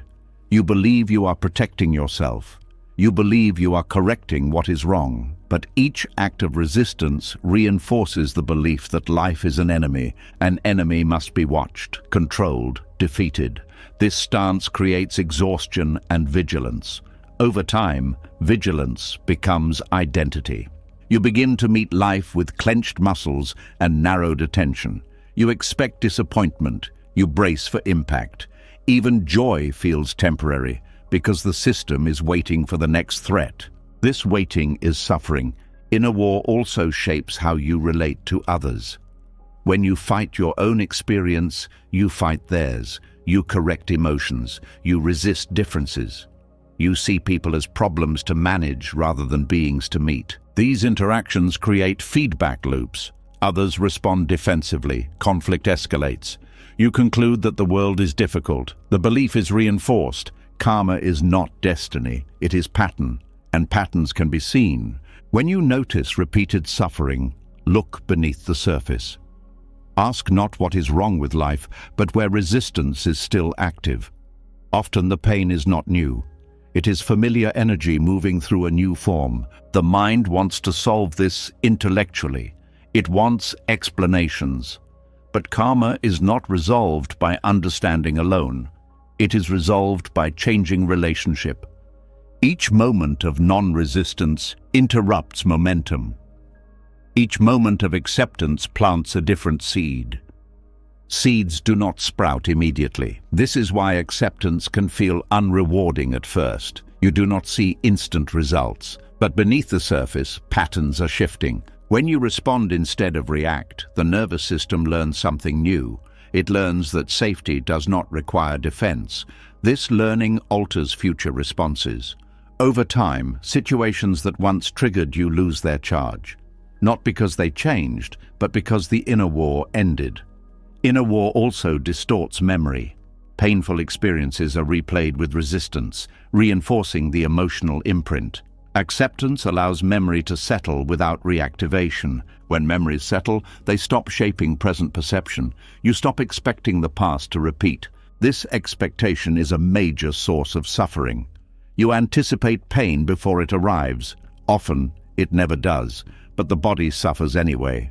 Karma is created as much by anticipation as by action. Resistance also shapes choice. When you fight reality, you choose from fear. Fear narrows options. You repeat familiar patterns because they feel safer than the unknown. These choices create similar outcomes. You conclude that nothing changes. But what remains unchanged is the stance toward experience. Acceptance opens choice. It expands perception. New responses become possible. This is why Buddhist teachings emphasize right view. Right view is not belief. It is clear seeing without distortion. Resistance distorts. When view is distorted, action follows suit. Even well-intended actions create harm. Inner war also drains energy. When energy is low, resilience weakens. You become more reactive. The cycle tightens. Breaking the cycle requires rest from battle. Acceptance is that rest. Rest does not mean inaction. It means ceasing unnecessary struggle. When struggle ends, energy returns. With energy comes patience. With patience comes wisdom. Wisdom recognizes that not every discomfort is a problem. Not every challenge is an attack. Some are simply conditions passing through. Seeing this clearly reduces suffering immediately. The karma of inner war also explains why spiritual bypassing fails. When you suppress discomfort in the name of positivity, resistance remains.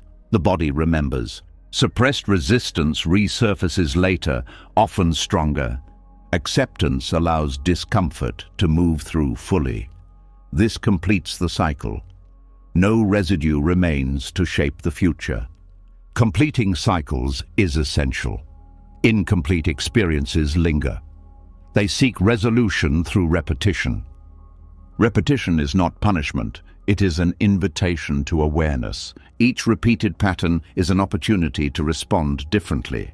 When you respond differently, karma changes direction. This change is not dramatic, it is quiet, subtle, but profound. You may notice fewer emotional spikes, shorter recovery times, more space between trigger and response. These are signs that inner war is dissolving. As inner war dissolves, the future feels less heavy. You stop projecting old pain forward. The mind becomes more present. The body becomes more relaxed. Life still brings challenges. Acceptance does not eliminate difficulty. It eliminates unnecessary suffering.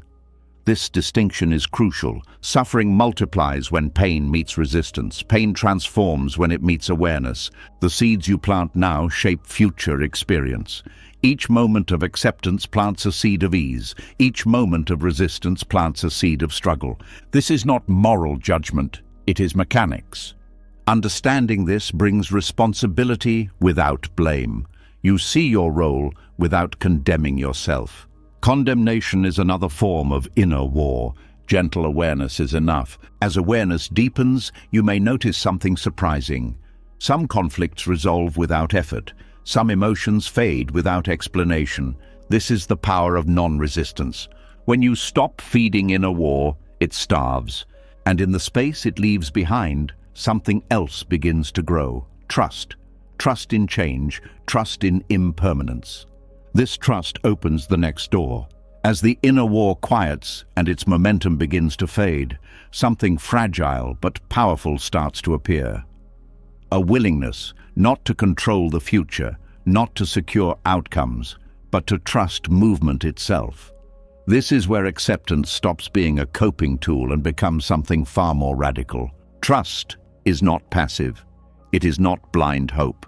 It is the courage to stay present while everything changes. At the heart of resistance is the refusal to accept impermanence.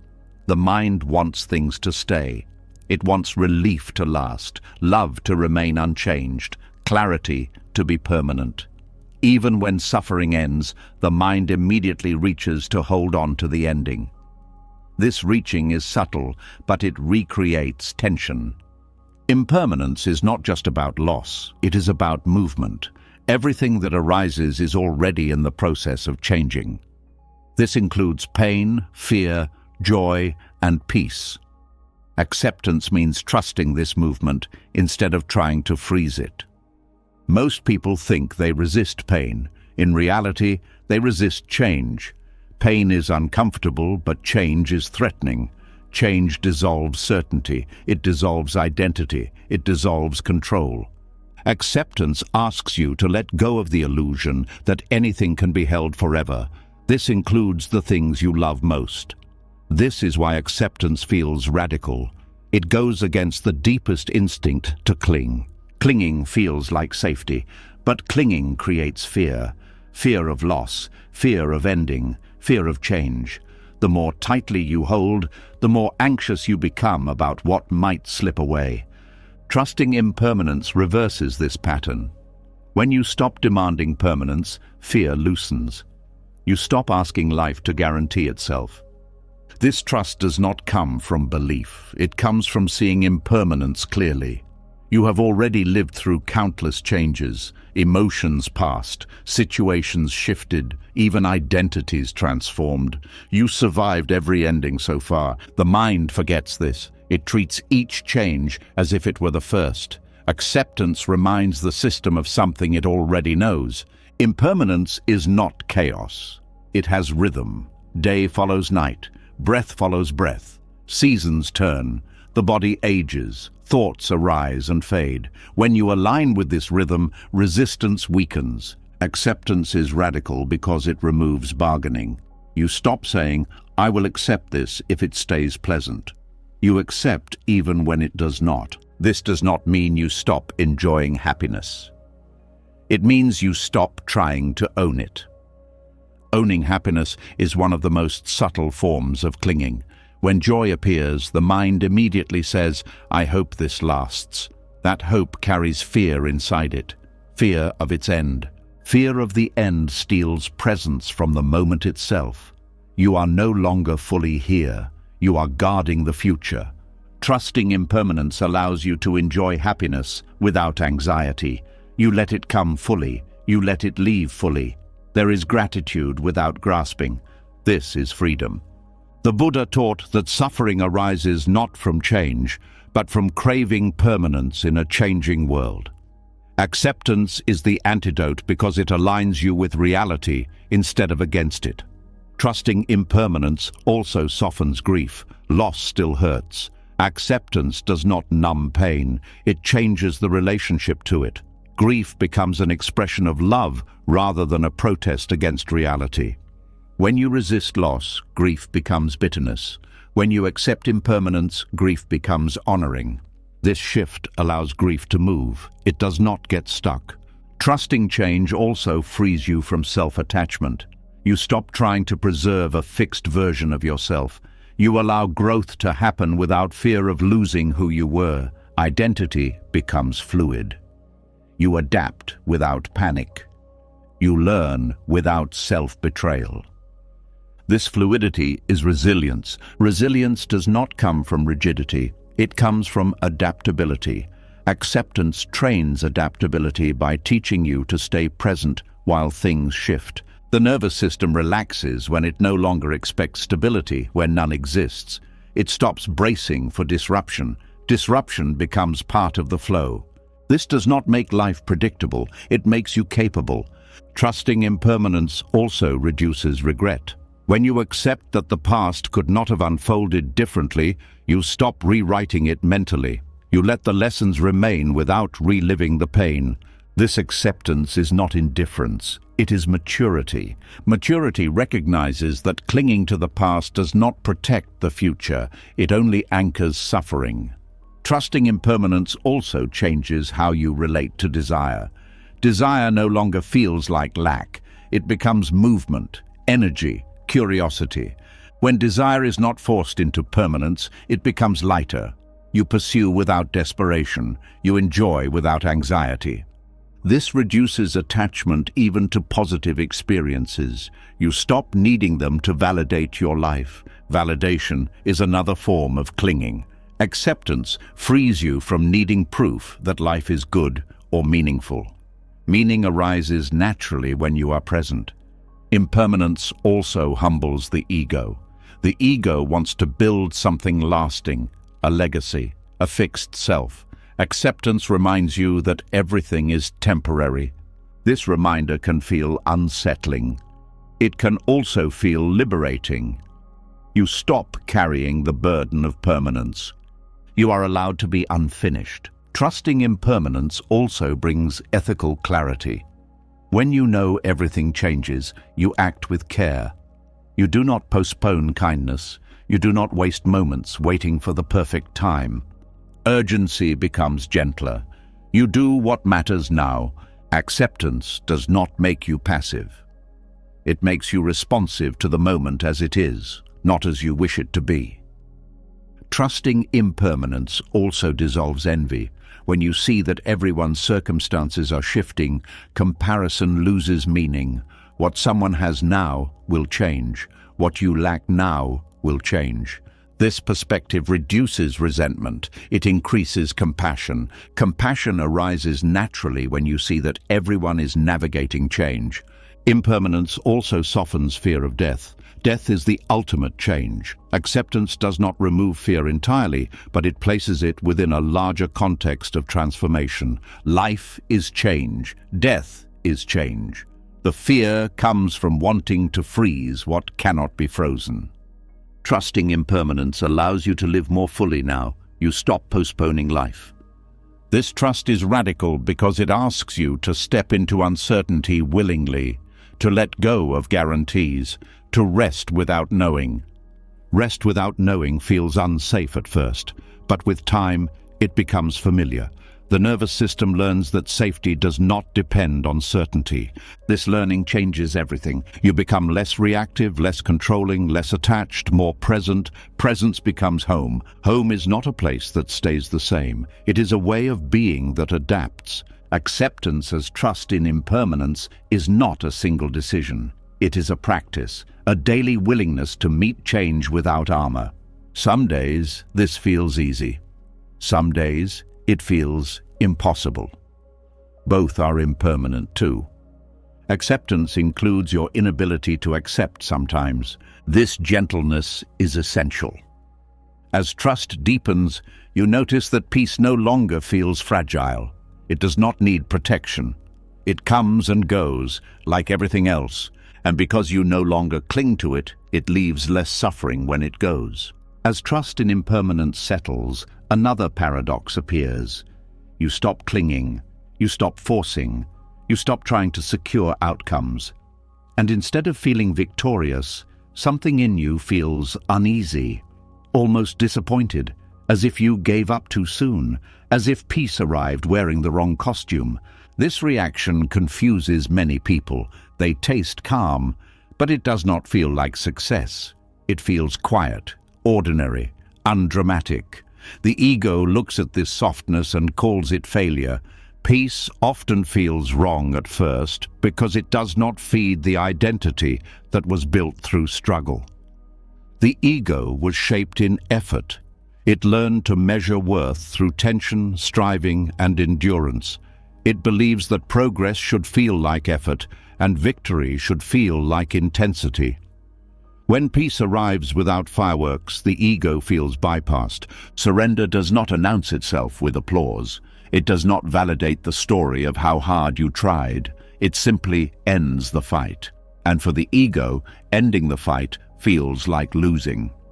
The ego understands life as a series of battles, problems to solve, obstacles to overcome, enemies to defeat. When resistance ends, the ego loses its role. No role feels like no value.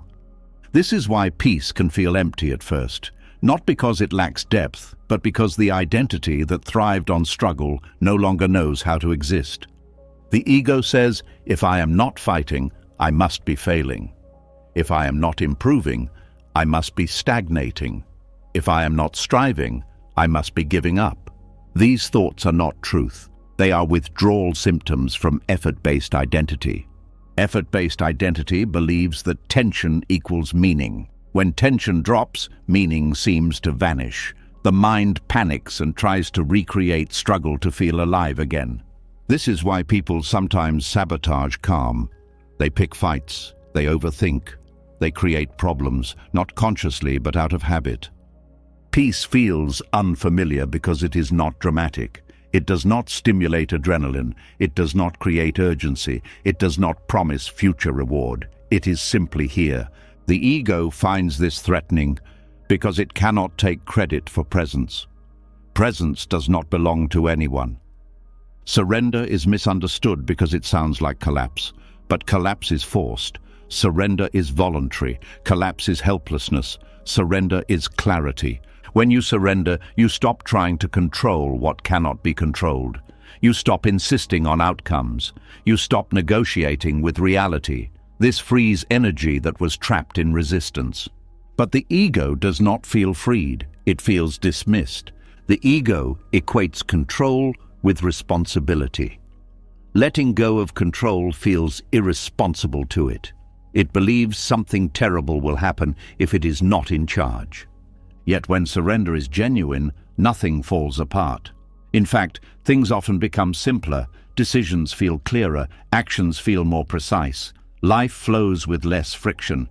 This contradicts the ego's beliefs. So the ego interprets the ease as suspicious, too easy, too quiet, too soft. The ego expects peace to feel like achievement, but achievement belongs to time and comparison. Peace belongs to presence. Presence has no scoreboard. This is why surrender can feel like doing nothing, even when much is happening. You are no longer pushing against experience. You are moving with it. Movement without force feels like weakness to a mind trained in force. The ego also fears surrender because it mistakes it for defeat. Defeat implies loss to an opponent, but in surrender, there is no opponent, only reality. You are not losing to life. You are stopping the fight with it. Stopping the fight does not mean you stop acting. It means you stop acting from resistance. Action from resistance is tense, urgent, and reactive. Action from surrender is calm, responsive, and grounded. The ego thrives on urgency.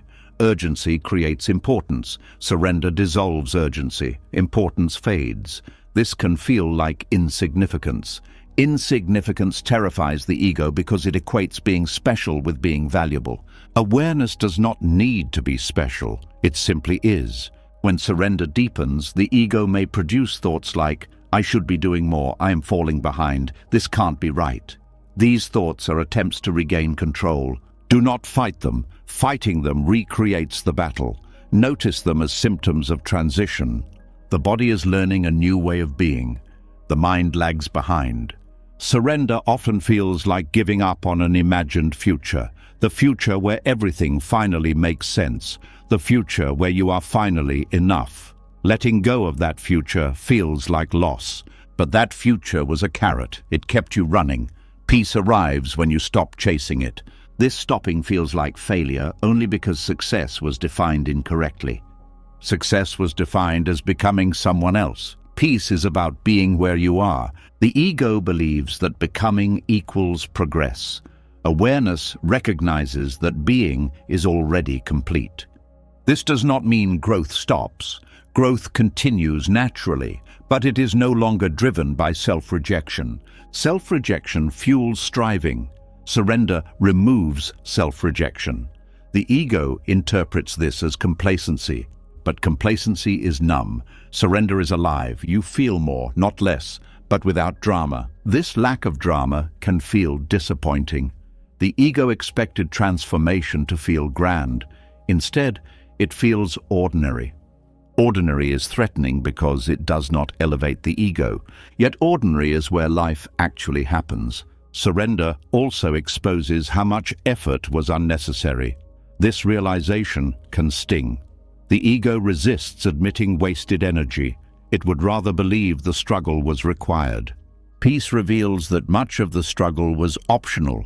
This realization can trigger shame or regret. Acceptance includes these feelings too. Shame says, I failed by struggling. Pride says, I succeeded by enduring. Both are ego strategies. Awareness says, this happened. Now it is seen. Seeing ends repetition. Liberation does not feel like winning. It feels like relief. Relief is quiet. It does not inflate. It settles. Settling feels like slowing down. Slowing down feels like falling behind in a world addicted to speed. The ego measures worth through motion. Surrender measures worth through presence. Presence does not compete. This is why peace can feel lonely at first.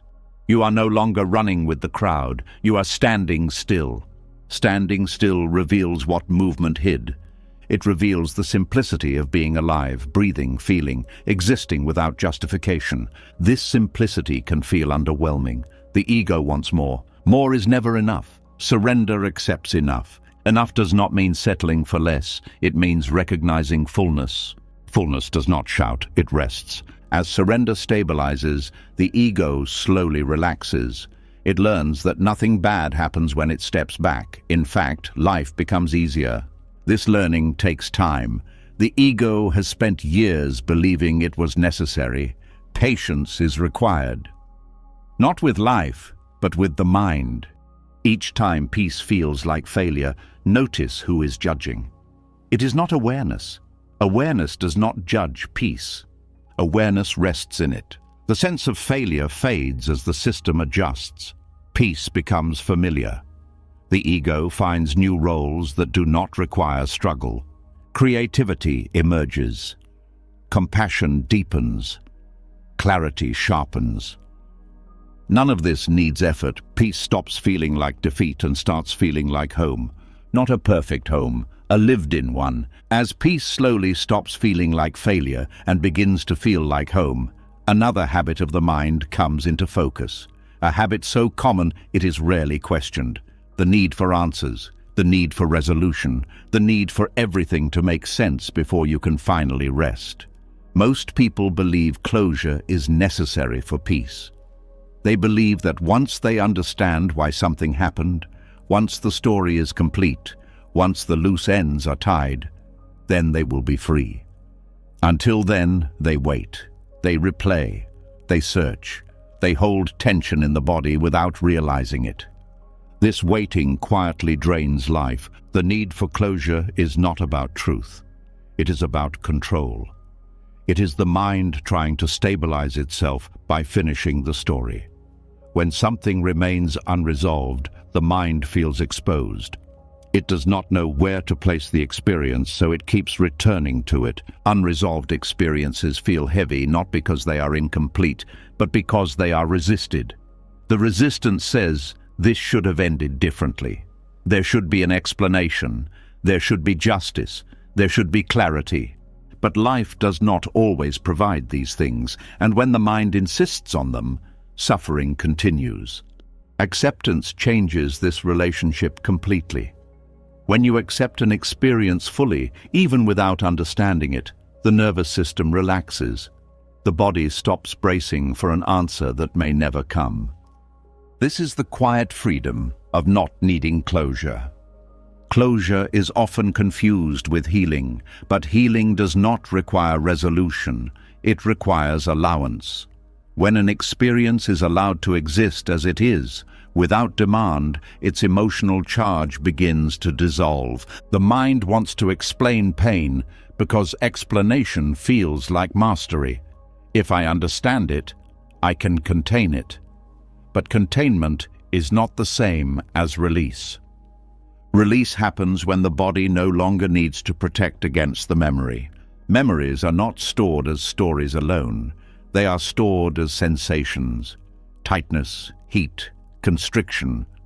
These sensations persist when the experience was not allowed to complete itself emotionally. Completion does not mean conclusion. It means full contact. When something painful happened, perhaps you were not able to feel it fully at the time. You survived by suppressing, distracting, or moving on too quickly. This was intelligent. It protected you then. But later, the body asks for completion. The mind responds by searching for closure through thought.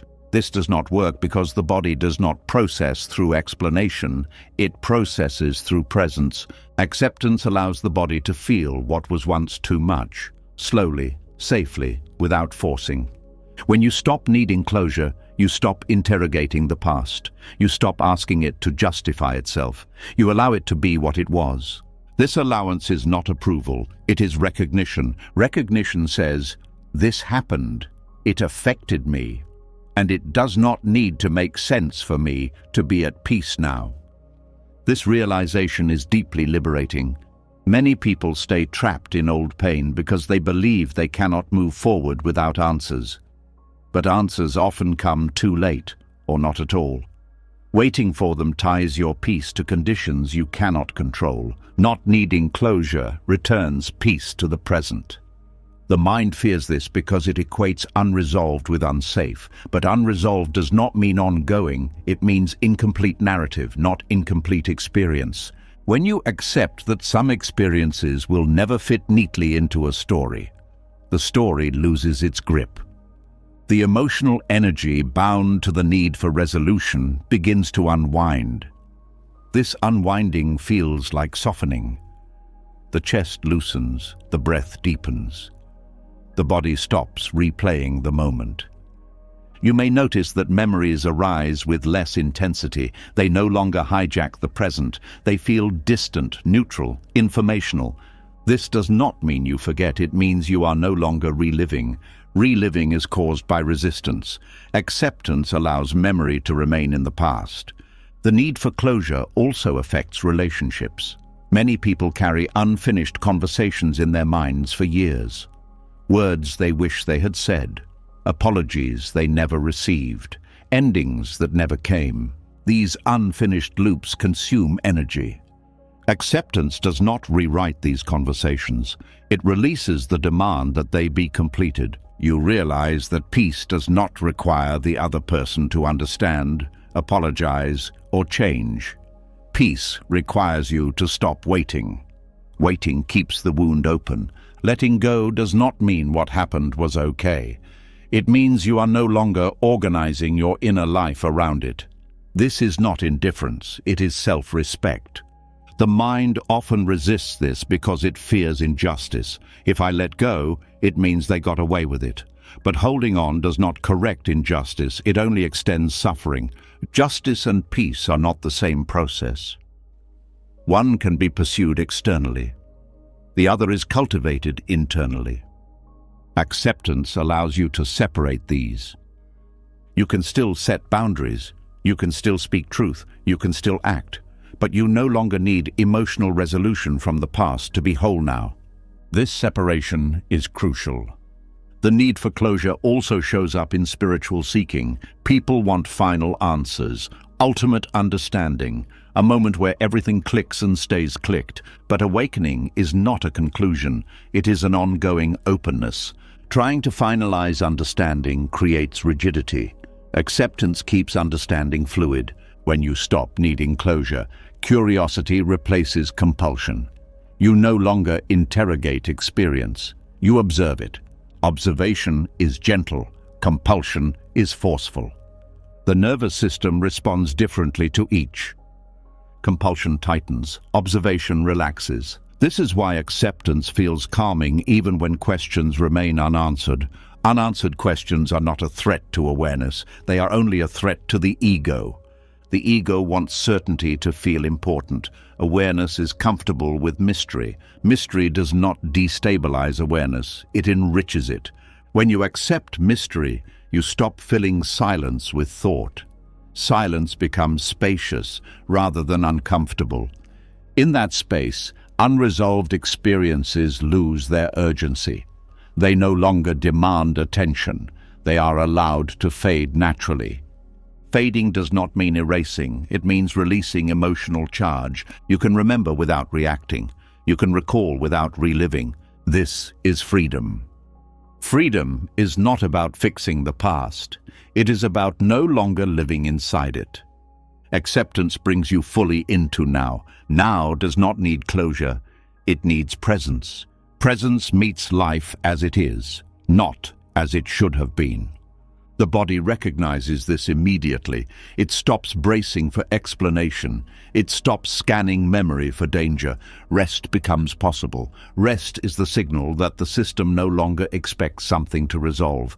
This rest is not sleep, it is inner settling. Inner settling allows energy to return. When energy returns, life expands. You become available for new experiences without old filters. This does not mean old pain never surfaces. It means when it does not take over. You meet it like weather passing through, not like a problem to solve. This approach does not require effort. It requires permission. Permission for things to remain unfinished. Life itself is unfinished. Every moment leads to another. No experience is truly complete. Even joy ends. Even clarity shifts. Trying to complete life creates suffering. Allowing incompletion creates peace. This does not make life meaningless, it makes it alive. Meaning does not come from resolution, it comes from presence. When you stop demanding closure, you stop resisting impermanence in a new way. You allow life to move without final conclusions. This openness brings lightness. Lightness allows laughter, breath, ease. Ease does not mean life becomes easy. It means you stop adding weight. As this understanding deepens, you may notice something else. The mind spends less time in the past, less time rehearsing the future. Time itself begins to feel different. You are no longer traveling mentally as much. You are here. And this presence reveals another freedom waiting to be explored. As the need for closure loosens, something else quietly falls away with it. The constant movement of the mind through time. The habit of leaving the present again and again, not with the body, but with thought. When unresolved experiences lose their grip, you may notice something unfamiliar. You are here more often, and that changes everything. Most suffering does not happen now. It happens in remembered moments and imagined futures. The body may be sitting safely in a room, but the mind is somewhere else, replaying old scenes or rehearsing what might go wrong next. This movement feels automatic, so normal that it goes unnoticed, but it is one of the main ways suffering renews itself. Emotional time travel is the habit of mentally leaving the present to manage pain. The mind believes that if it replays the past enough times, it will finally understand it. If it rehearses the future enough times, it will finally be prepared. These intentions seem protective. In reality, they keep the nervous system locked in stress. The past no longer exists, but the body does not know this when the mind revisits it with emotion. Each replay activates the same physiological response as the original event. Heart rate changes, muscles tighten, breathing shifts. The body relives what the mind remembers. The future does not exist either, but the body reacts to imagined threats as if they are real. Anxiety is not fear of what is happening. It is fear of what might happen. Emotional time travel keeps the body in a state of constant anticipation. Acceptance interrupts this cycle at its root. When you accept the present moment fully, there is nowhere else to go. The mind loses its reason to travel. It no longer needs to fix the past or secure the future because it stops arguing with now. This does not mean memories disappear or planning ends. It means they lose emotional charge. They become tools instead of traps. Acceptance teaches the nervous system that safety exists in the present. Once this is learned, the compulsion to leave the present weakens naturally. The mind time travels because it believes now is insufficient. Acceptance tells the mind that now is enough to be with, even if it is uncomfortable. This is a radical shift. Most people think presence requires effort. They try to force themselves to stay here. This creates tension. True presence arises when resistance ends. When there is nothing to escape from, the mind stays. Emotional time travel is fueled by unfinished business. Regret pulls the mind backward. Worry pulls it forward. Acceptance completes experiences emotionally, even when they remain unresolved intellectually. Completion through acceptance does not require understanding. It requires allowing what is felt to be felt. When you stop resisting an emotion, it moves through. When it moves through, it no longer pulls attention into the past or future. For example, regret is often less about what happened and more about the refusal to accept that it happened. The mind replays the moment, hoping to undo it. Acceptance ends the argument. The replay loses purpose. Worry operates similarly. It assumes the future must be controlled to be safe. Acceptance removes this assumption. You trust your ability to respond rather than predict. Trust collapses rehearsal. The mind rehearses because it does not trust presence. Acceptance builds trust. As trust grows, time begins to feel different. Moments stretch. Attention deepens. You notice small details you used to miss because you were rarely here long enough. This presence is not dull. It is vivid. Many people fear that if they stop replaying and rehearsing, they will become careless. But emotional time travel does not produce wisdom. It produces fatigue. Wisdom arises from clear contact with what is actually happening. Acceptance brings attention back to sensation. The feeling of breath, the weight of the body, the sound in the room. These anchors are not techniques. They are reminders that now exists. When attention rests in sensation, thought slows. Not because it is suppressed, but because it is no longer needed to manage threat. The body relaxes when it is not being dragged through time. This relaxation changes how you experience memory. Memories may still arise, but they feel like images rather than events. They inform without overwhelming. The future still matters, but it does not dominate. You plan when needed, then return. Acceptance creates boundaries around time travel. Without acceptance, the mind lives in loops. It revisits the same moments, rehearses the same fears. With acceptance, loops dissolve. Dissolution does not happen all at once. It happens gradually as the system learns that now is survivable. This learning is somatic. Each time you stay present with discomfort without escaping into thought, the nervous system updates. It learns that feeling is not danger. This learning is profound. It changes baseline experience. Baseline anxiety decreases. Baseline clarity increases. Emotional time travel often feels productive. It feels like you are doing something. Acceptance feels like doing nothing, but doing nothing is sometimes exactly what ends suffering. Doing nothing does not mean disengaging from life. It means disengaging from unnecessary struggle. The mind resists this because it equates activity with value. Stillness feels wasteful, but stillness is where integration happens. Integration allows experience to settle. When experience settles, it stops demanding attention. The mind travels through time because experiences remain unsettled. Acceptance settles them. Settling does not erase pain, it integrates it. Once integrated, pain becomes part of the past rather than a portal back to it. This changes how you relate to identity. You stop defining yourself by what happened or what might happen. You relate to who you are now. Now is not a story. It is an experience. Experience does not require justification. Acceptance also reduces mental noise. The commentary softens. The constant checking decreases. This creates space. In this space, you may notice grief for how much time was spent elsewhere. This grief is natural. It does not need to be fixed. Allow it. It will pass. As it passes, gratitude may arise. Gratitude for being here, for breathing, for simplicity. Gratitude grounds attention. The more grounded attention becomes, the less appealing time travel feels. This does not mean the mind never wanders. Wandering is natural. The difference is that wandering no longer hijacks. You notice sooner, you return gently. There is no punishment, no self-correction, just returning. This gentleness is key. Harshness recreates resistance. Resistance fuels time travel.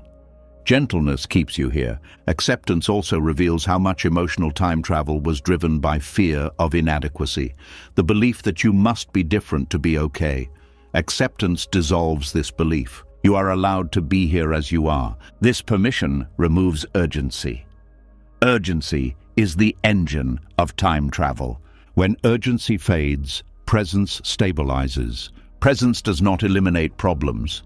It changes how you meet them. Problems become tasks rather than threats.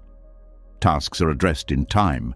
Threats are rehearsed endlessly. Acceptance transforms threats back into tasks. This transformation frees enormous energy.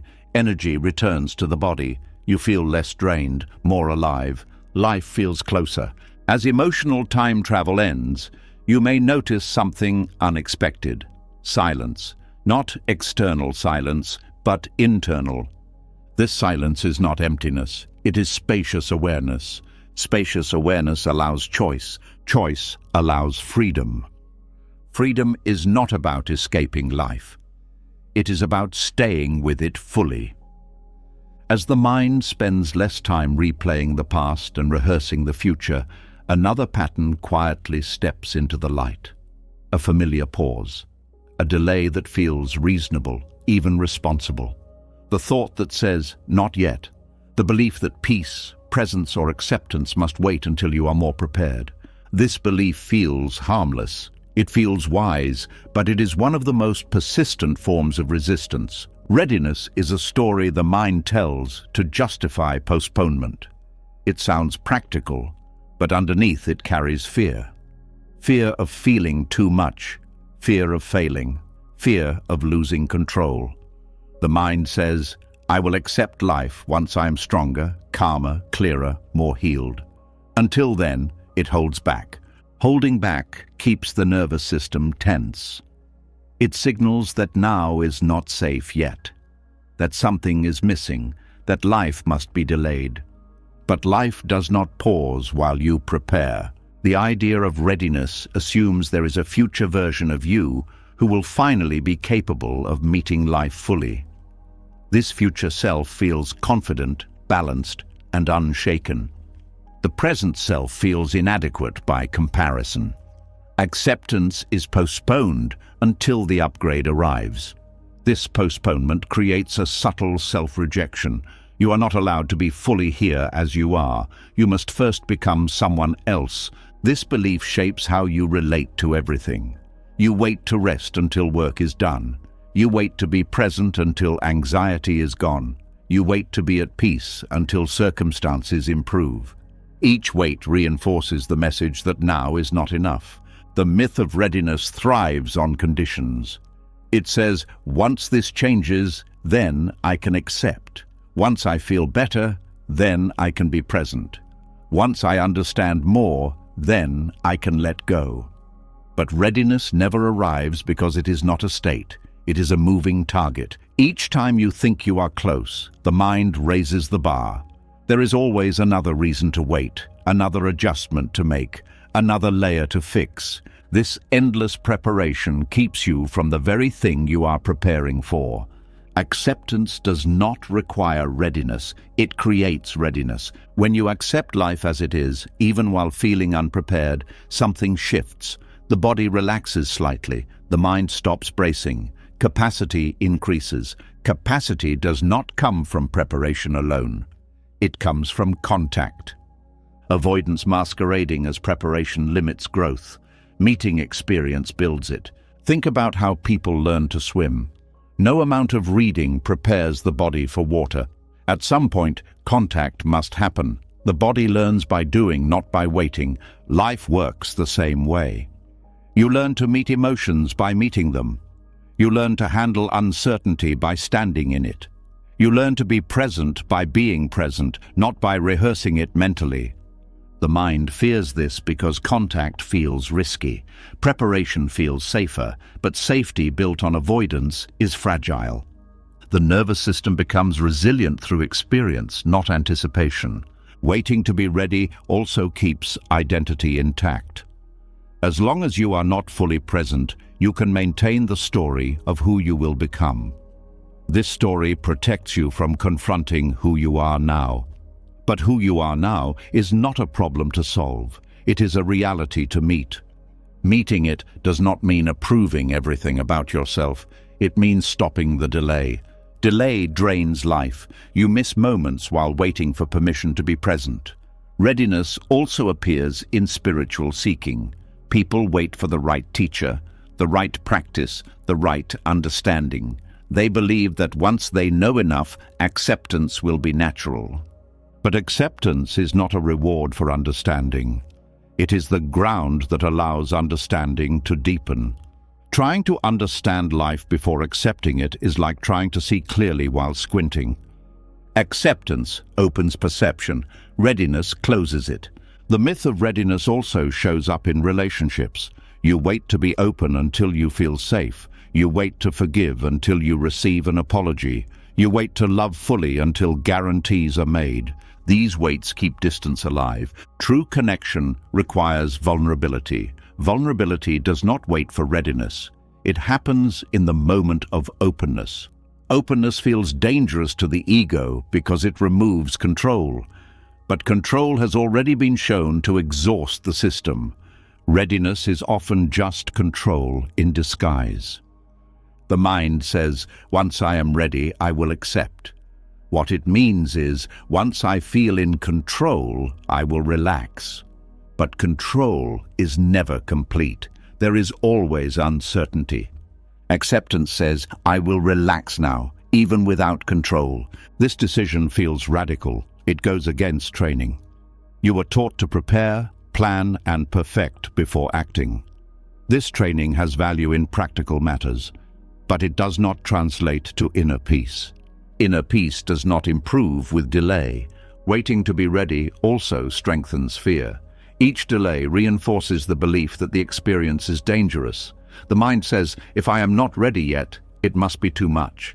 Acceptance disproves this belief through experience. When you accept life before feeling ready, you discover that readiness is not required to be present. You feel what you feel. You breathe, you stay, and nothing collapses. This discovery builds trust. Trust grows not from preparation, but from survival. You trust yourself because you see that you can meet what arises. The myth of readiness also creates perfectionism. You want to accept life the right way. You want to let go correctly. You wait until you feel you can do it properly. But there is no proper way to accept. There is only the willingness to stop resisting. Resistance does not end because conditions improve. Conditions improve because resistance ends. This reversal is hard for the mind to accept. The mind wants acceptance to be an outcome. It is a starting point. Waiting to be ready keeps peace in the future. Acceptance brings it into now. Now may not be comfortable. Acceptance does not promise comfort. It promises honesty. Honesty is grounding. Grounding creates stability. Stability allows capacity to grow. Capacity is often mistaken for readiness, but capacity develops through use. When you accept life before feeling prepared, you stretch gently. You expand without force. This expansion does not feel heroic. It feels ordinary. You stay with a feeling a little longer. You stop distracting. You stop postponing. These small acts accumulate. The nervous system learns that presence is survivable, then tolerable, then natural. The mind learns that readiness is not a prerequisite. It is a result. You do not become ready to accept. You accept, and readiness emerges. This applies even to difficult experiences.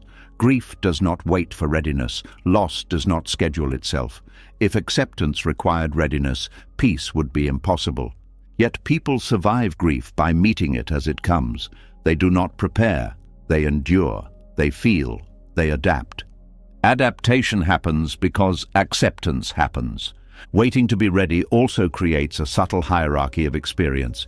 You judge some moments as acceptable and others as premature. This judgment fragments life. Acceptance unifies experience. Everything is included. Inclusion reduces conflict. Conflict drains energy. Energy returns when life is no longer divided into allowed and disallowed moments. This energy supports action. Acceptance does not stop movement. It stops resistance. Movement becomes simpler.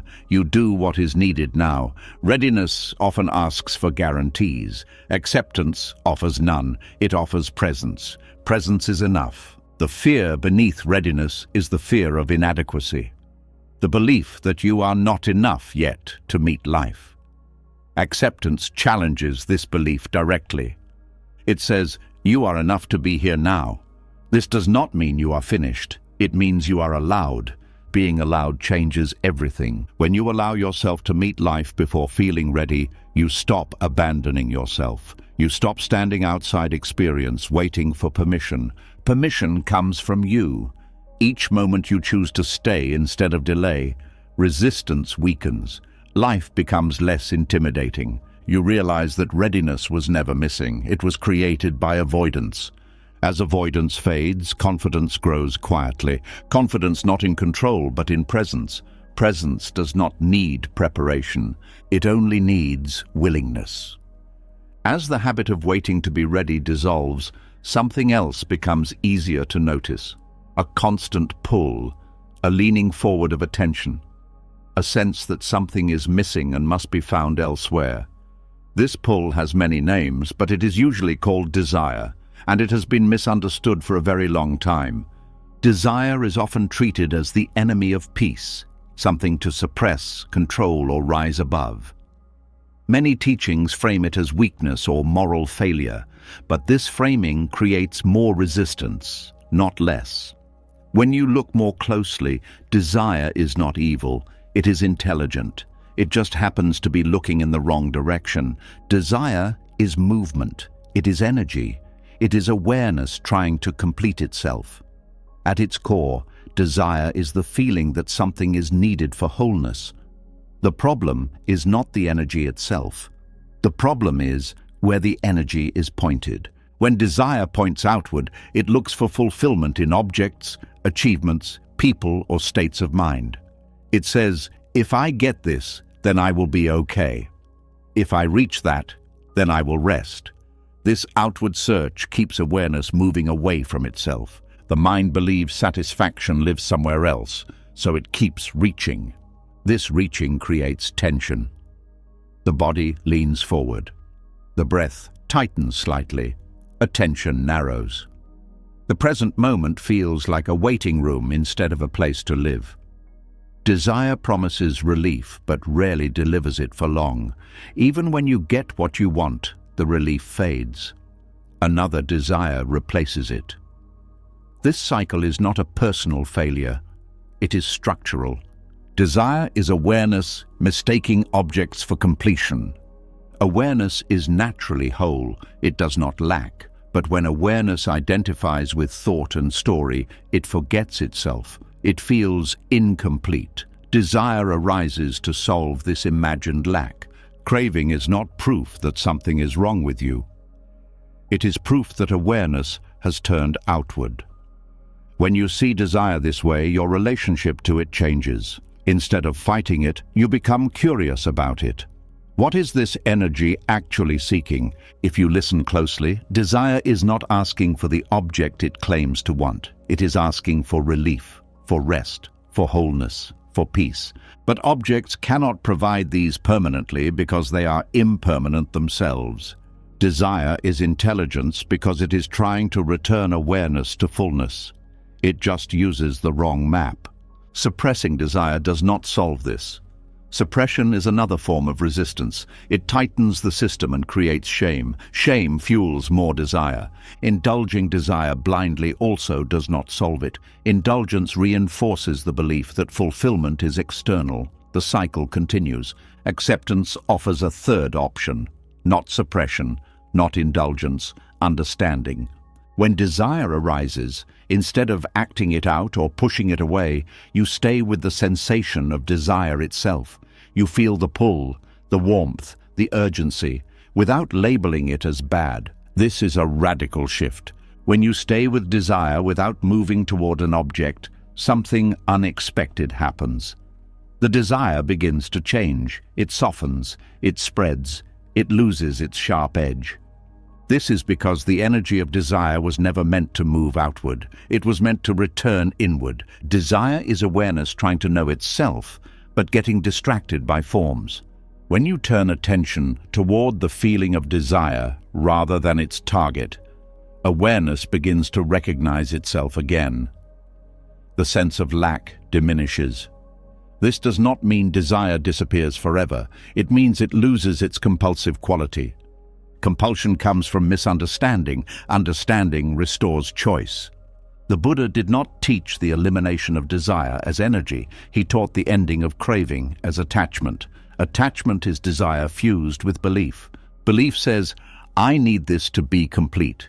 When belief drops, desire becomes movement without bondage. Movement without bondage is creativity, curiosity, play. You can still want things, but you no longer believe your worth or peace depends on them. This changes how you live. Desire often shows up as restlessness. You feel uneasy even when nothing is wrong. This restlessness is not boredom, it is displaced awareness. Awareness wants to rest in itself. The mind sends it outward instead. When you accept restlessness instead of escaping it, you discover that it contains stillness inside it. The agitation is surface movement. Beneath it is quiet. This quiet is not achieved, it is revealed. Desire also shows up as comparison. You want what others have. You feel behind. This comparison is awareness measuring itself through forms. Forms are never equal. Comparing them creates suffering. Acceptance dissolves comparison by bringing awareness back to presence. Presence does not compete. Desire is also deeply tied to identity. You want to become someone successful, someone healed, someone awakened. This becoming feels noble, but it carries subtle violence. Becoming says, who you are now is not enough. This belief fuels endless striving. Seeing desire as misplaced intelligence allows becoming to relax. Growth still happens, but it is not driven by self-rejection. Growth becomes organic instead of forced. Desire is not only about wanting more, it is also about wanting less. Wanting pain to end. Wanting fear to go away. Wanting emotions to disappear. These desires come from the same misunderstanding. Awareness thinks peace lies somewhere other than here. Acceptance reveals that peace is not found by removing experience, but by meeting it fully. When awareness meets experience without resistance, desire temporarily loses its job. It no longer needs to push away or pull toward. This does not mean life becomes flat. It becomes intimate. You feel more, but you cling less. Desire also fuels addiction. Addiction is desire that has lost flexibility. It locks onto a specific object and repeats compulsively. Understanding desire does not excuse addiction, it reframes it. Addiction is not moral failure. It is awareness desperately trying to regulate itself through external means. Shame deepens addiction. Acceptance creates the space for healing. Healing happens when awareness learns to return to itself without intermediaries. This return is not mystical. It is felt as presence, as settling, as coming home to sensation. When desire arises and you do not follow it immediately, you create a pause. In that pause, awareness has a chance to reorient. This pause is powerful. The nervous system learns that it does not need to chase relief. Relief is available through presence. This learning reduces urgency. Urgency is the fuel of suffering. As urgency fades, desire becomes information rather than command. You can listen to it without obeying it. This listening reveals patterns. You see what you reach for when you are tired, when you are lonely, when you are afraid. These patterns are not flaws. They are signals. Signals point to needs. Needs are met more effectively through awareness than through compulsion. Desire also has a positive role. It motivates learning, connection, and creativity. When freed from attachment, it becomes life force. Life force moves without desperation. The mistake is not desire. The mistake is believing desire must be satisfied externally to bring peace. Peace does not come from satisfying desire. It comes from understanding it. Understanding dissolves the illusion of lack. Lack is a thought, not a fact. When lack is seen as thought, desire loses its urgency. You can still enjoy, still pursue, still create. But without the belief that something is missing now. This belief is the root of suffering. Acceptance reveals that nothing essential is missing in this moment. This does not deny pain, it contextualizes it. Pain can exist without lack. Difficulty can exist without deficiency. This understanding is liberating. As you live this way, desire becomes lighter, less sticky, less demanding. You may notice long gaps between cravings, or cravings that arise and dissolve quickly. This is not because you controlled them, it is because you understood them. Understanding is the deepest form of letting go.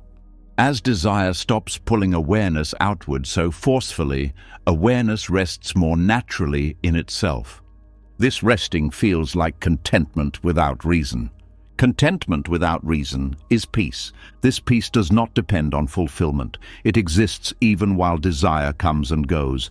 As desire loses its grip and no longer pulls awareness outward with the same urgency, a familiar voice often becomes louder for a moment. A voice that comments on everything, judges everything, keeps score. It does not shout, but it never really rests.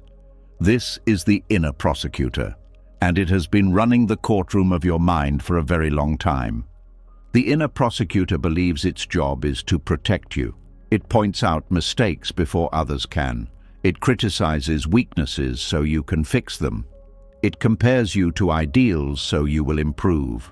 On the surface, it looks useful, responsible, even moral. But look deeper, and you will see something else. This voice does not protect peace. It destroys it. Self-judgment is one of the most normalized forms of violence. Because it is internal, it is rarely questioned. You are told that being hard on yourself builds character, that guilt keeps you ethical, that shame motivates change. But none of these are actually true in the long run. The inner prosecutor does not make you better, it keeps you tense. This voice is built on an illusion. The illusion that there is a separate self who can be fixed, improved, or condemned through punishment. Acceptance exposes this illusion by removing the judge's authority. The inner prosecutor speaks in absolutes. Always, never, should. It does not describe behavior. It defines identity. You are lazy. You are broken. You are not enough. Once identity is attacked, the body reacts as if under threat. Shame is not just a thought. It is a full-body experience. The chest collapses, the head drops, energy drains, the nervous system shifts into defense. Learning does not happen here, only contraction. The prosecutor claims this contraction is necessary. It says without judgment, you will become careless or immoral. But this belief confuses accountability with punishment. Accountability arises from clarity. Punishment arises from fear. Acceptance does not remove accountability. It removes unnecessary cruelty. The prosecutor exists because, at some point, criticism felt safer than uncertainty. Many people learned early that love was conditional, approval had to be earned, mistakes had consequences beyond correction, shame became a survival strategy. This strategy may have helped you adapt, but it is no longer serving you. The prosecutor does not live in the present, it lives in memory and projection. It reviews past actions and predicts future failure. It is rarely concerned with what is happening now. Now is too neutral, too alive, too unpredictable. Acceptance pulls attention out of this courtroom and back into direct experience. Direct experience does not judge. It feels, it notices, it responds. When acceptance is present, the prosecutor loses relevance. Not because you argued with it, but because you stopped feeding it. The prosecutor feeds on identification. It needs you to believe its verdicts are truth.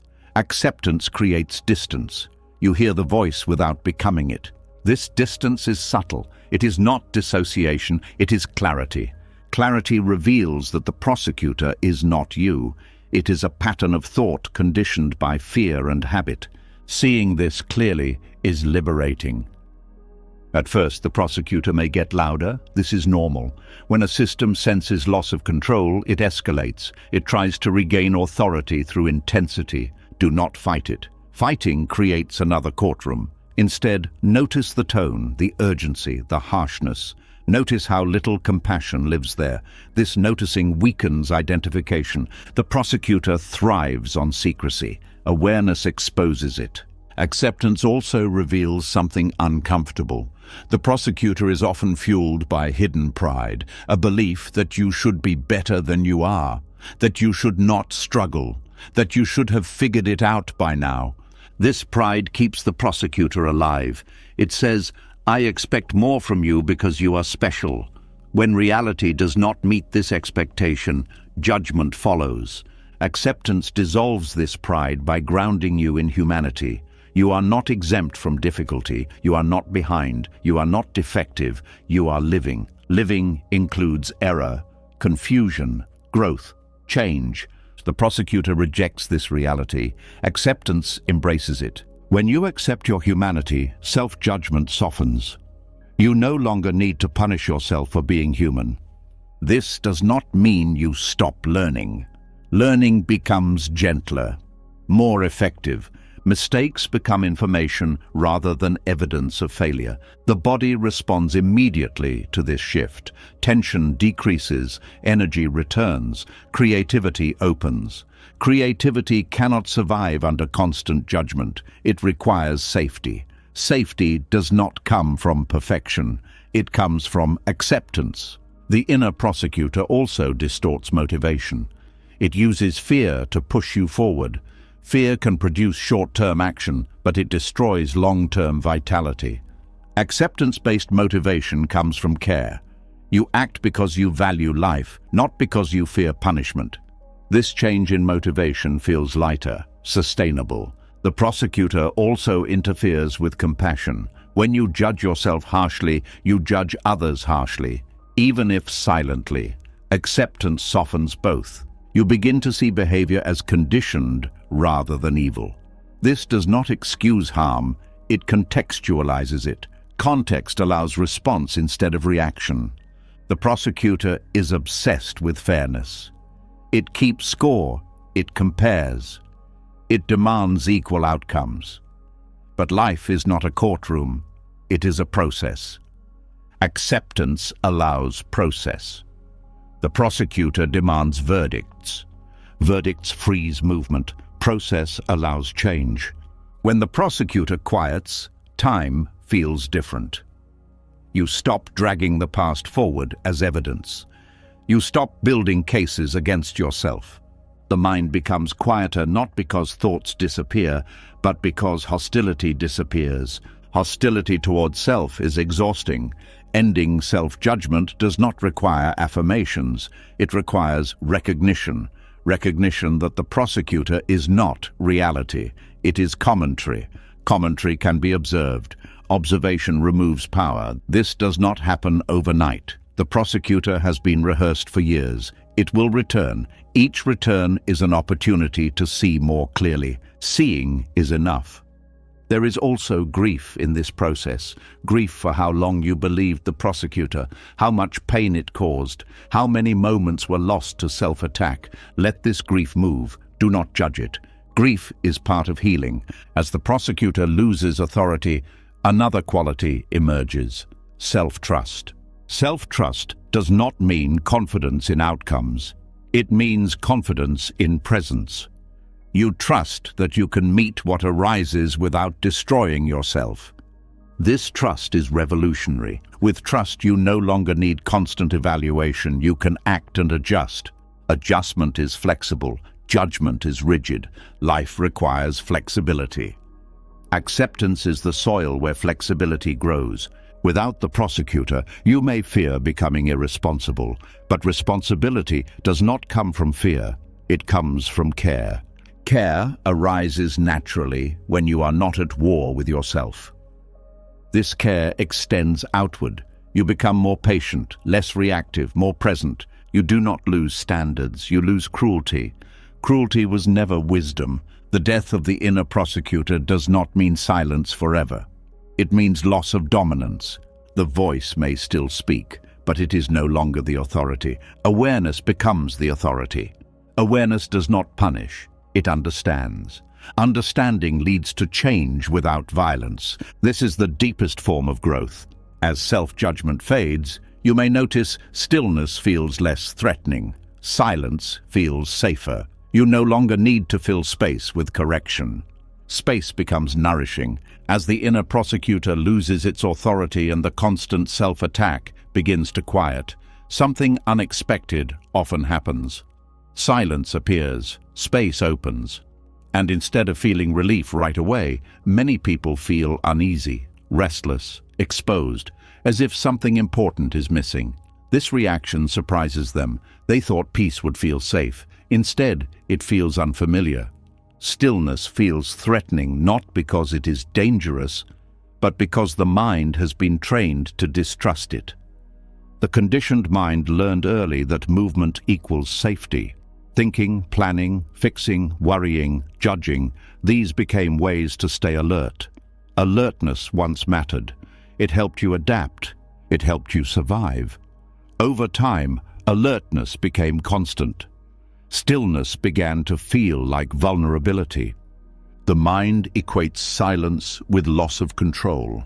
When there is nothing to manage, nothing to fix, nothing to evaluate, the mind does not know where to stand. It feels unnecessary. And what feels unnecessary feels unsafe to an identity built on usefulness. The conditioned mind was rewarded for activity. Productivity was praised. Busyness was admired. Stillness was associated with laziness, weakness, or danger. These associations did not come from wisdom. They came from conditioning. So when peace arrives, the mind reacts as if something has gone wrong. It says, "This can't be right. I should be doing something. I'm missing something." This discomfort is not a sign that stillness is wrong. It is a sign that the mind has not yet learned how to rest. Rest is not inactivity. Rest is the absence of unnecessary effort. The mind is used to effort. It has spent years pushing, correcting, improving, defending. When effort stops, it feels disoriented. The muscles relax, but the identity panics. This panic is subtle. It may show up as boredom, anxiety, or a sudden urge to distract. The phone becomes tempting. Thoughts speed up. Old worries resurface. The mind tries to recreate movement because movement feels familiar. Stillness removes reference points. There is no narrative to hold on to, no problem to solve, no role to perform. For the ego, this feels like erasure. But what is being erased is not awareness. It is noise. Noise was mistaken for aliveness. Many people fear that without constant thinking, they will become dull or disconnected. But thinking is not awareness. Awareness is what notices thinking. Stillness reveals this distinction clearly. When the mind quiets, awareness does not disappear. It becomes more obvious. Sensations sharpen. Sounds become clearer. Presence deepens. Life feels closer, not farther away. But the conditioned mind does not recognize this at first. It expects stimulation to feel alive. Calm feels flat by comparison. This flatness is temporary. It is the system recalibrating. Just as eyes adjust when moving from bright light into a darker room, the nervous system adjusts when moving from constant stimulation into stillness. At first, things seem empty. Then, depth appears. Stillness also brings unresolved sensations to the surface. When the mind stops distracting itself, feelings that were pushed aside may arise. Sadness, fatigue, longing. These feelings were always there, but movement kept them buried. When they surface, the mind may blame stillness. It says, "This calm is making me feel worse." But stillness did not create the feelings. It revealed them. Revelation is uncomfortable when you are used to avoidance. Avoidance feels productive. It feels like control. Stillness removes avoidance. The mind loses its escape routes. This exposure feels threatening because it challenges the belief that you cannot handle what is inside you. But exposure is not overwhelm. It is contact. Contact allows integration. Integration does not happen in motion, it happens in rest. The conditioned mind fears rest because it associates rest with collapse. But collapse happens when effort exceeds capacity. Rest restores capacity. Stillness also threatens the mind's sense of importance. When you stop thinking, you stop narrating your significance. The story quiets. You are no longer the hero or the victim. You simply are. This simplicity feels insignificant to the ego. The ego wants meaning to be loud and obvious. Stillness offers meaning without noise. This kind of meaning is subtle. It does not announce itself, it must be felt. Feeling requires slowing down. Slowing down reveals how fast the mind was moving. Many people discover only in stillness how exhausted they truly are. This realization can be unsettling. The mind resists because it does not want to acknowledge fatigue. Fatigue feels like failure in a culture that values endurance. But fatigue is information. It tells you that effort exceeded rest. Stillness allows the body to speak. The body speaks through sensation, not language. It releases tension. It adjusts breathing. It softens posture. These changes signal healing. Healing feels unfamiliar when you are used to strain. Strain creates identity. You know who you are when you are struggling. You lose that reference in stillness. This loss is temporary. A new reference emerges, presence. Presence does not need to prove itself. It does not perform. It witnesses. Witnessing feels passive to the ego, but it is active awareness. Awareness is not idle. It is receptive. Receptivity is strength without aggression. The conditioned mind distrusts receptivity because it equates it with vulnerability. But vulnerability is not weakness, it is openness.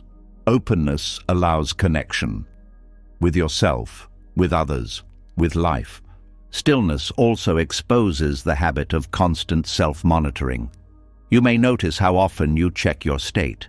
Am I okay? Am I doing this right? Stillness removes feedback loops. Without feedback, the mind feels lost. But being lost is not always negative. Sometimes it means you are no longer following a false map. The mind fears stillness because stillness dissolves illusions. Illusions about control, illusions about identity, illusions about permanence. Without these illusions, the ego feels naked. This nakedness is not danger, it is honesty. Honesty feels sharp at first, then it feels clean. Stillness cleans perception by removing filters. Filters were built to protect, but they distort. When distortion fades, clarity arises naturally. Clarity does not require effort. It emerges when noise stops. This emergence cannot be forced. It happens when stillness is allowed. Allowing stillness does not mean liking it immediately. It means staying. Staying through discomfort teaches the nervous system something new. That quiet does not equal threat. That presence does not equal loss. This learning is gradual. Each time you stay, the discomfort shortens. The urge to escape weakens. Over time, stillness begins to feel supportive rather than threatening. You may notice that you no longer need constant stimulation. Silence becomes nourishing. Being alone feels less lonely. Loneliness often comes from being disconnected from yourself. Stillness reconnects. The conditioned mind also fears stillness because it removes distraction from existential questions. Questions about meaning, mortality, and purpose may arise. These questions feel heavy when avoided. In stillness, they soften. They do not demand answers. They become part of the mystery.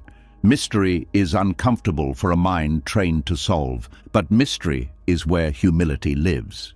Humility relaxes the nervous system because it removes the burden of certainty. You do not need to know everything to be at peace. Stillness teaches this directly. When you rest in stillness, you experience being without knowing, and nothing bad happens. This experience rewires belief. Belief that you must always be doing something to be okay dissolves. Belief that silence is dangerous dissolves. Belief that peace must feel exciting dissolves. Peace begins to feel safe. Safe does not mean static. Stillness does not freeze life. It supports movement. From stillness, action becomes clearer. You move when needed, you stop when not. This rhythm feels natural. The conditioned mind resists rhythm because it wants control over timing.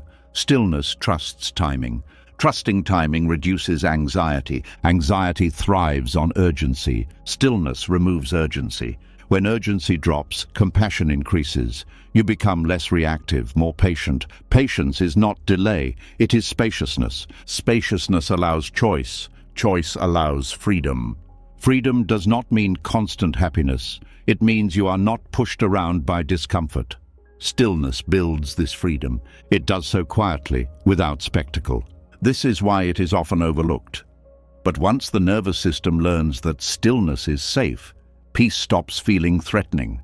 It starts feeling like refuge, not escape. Refuge, a place you can return to. As stillness begins to feel less threatening and more like refuge, something subtle becomes visible. A tiny gap most people never notice. A brief pause where nothing is wrong yet.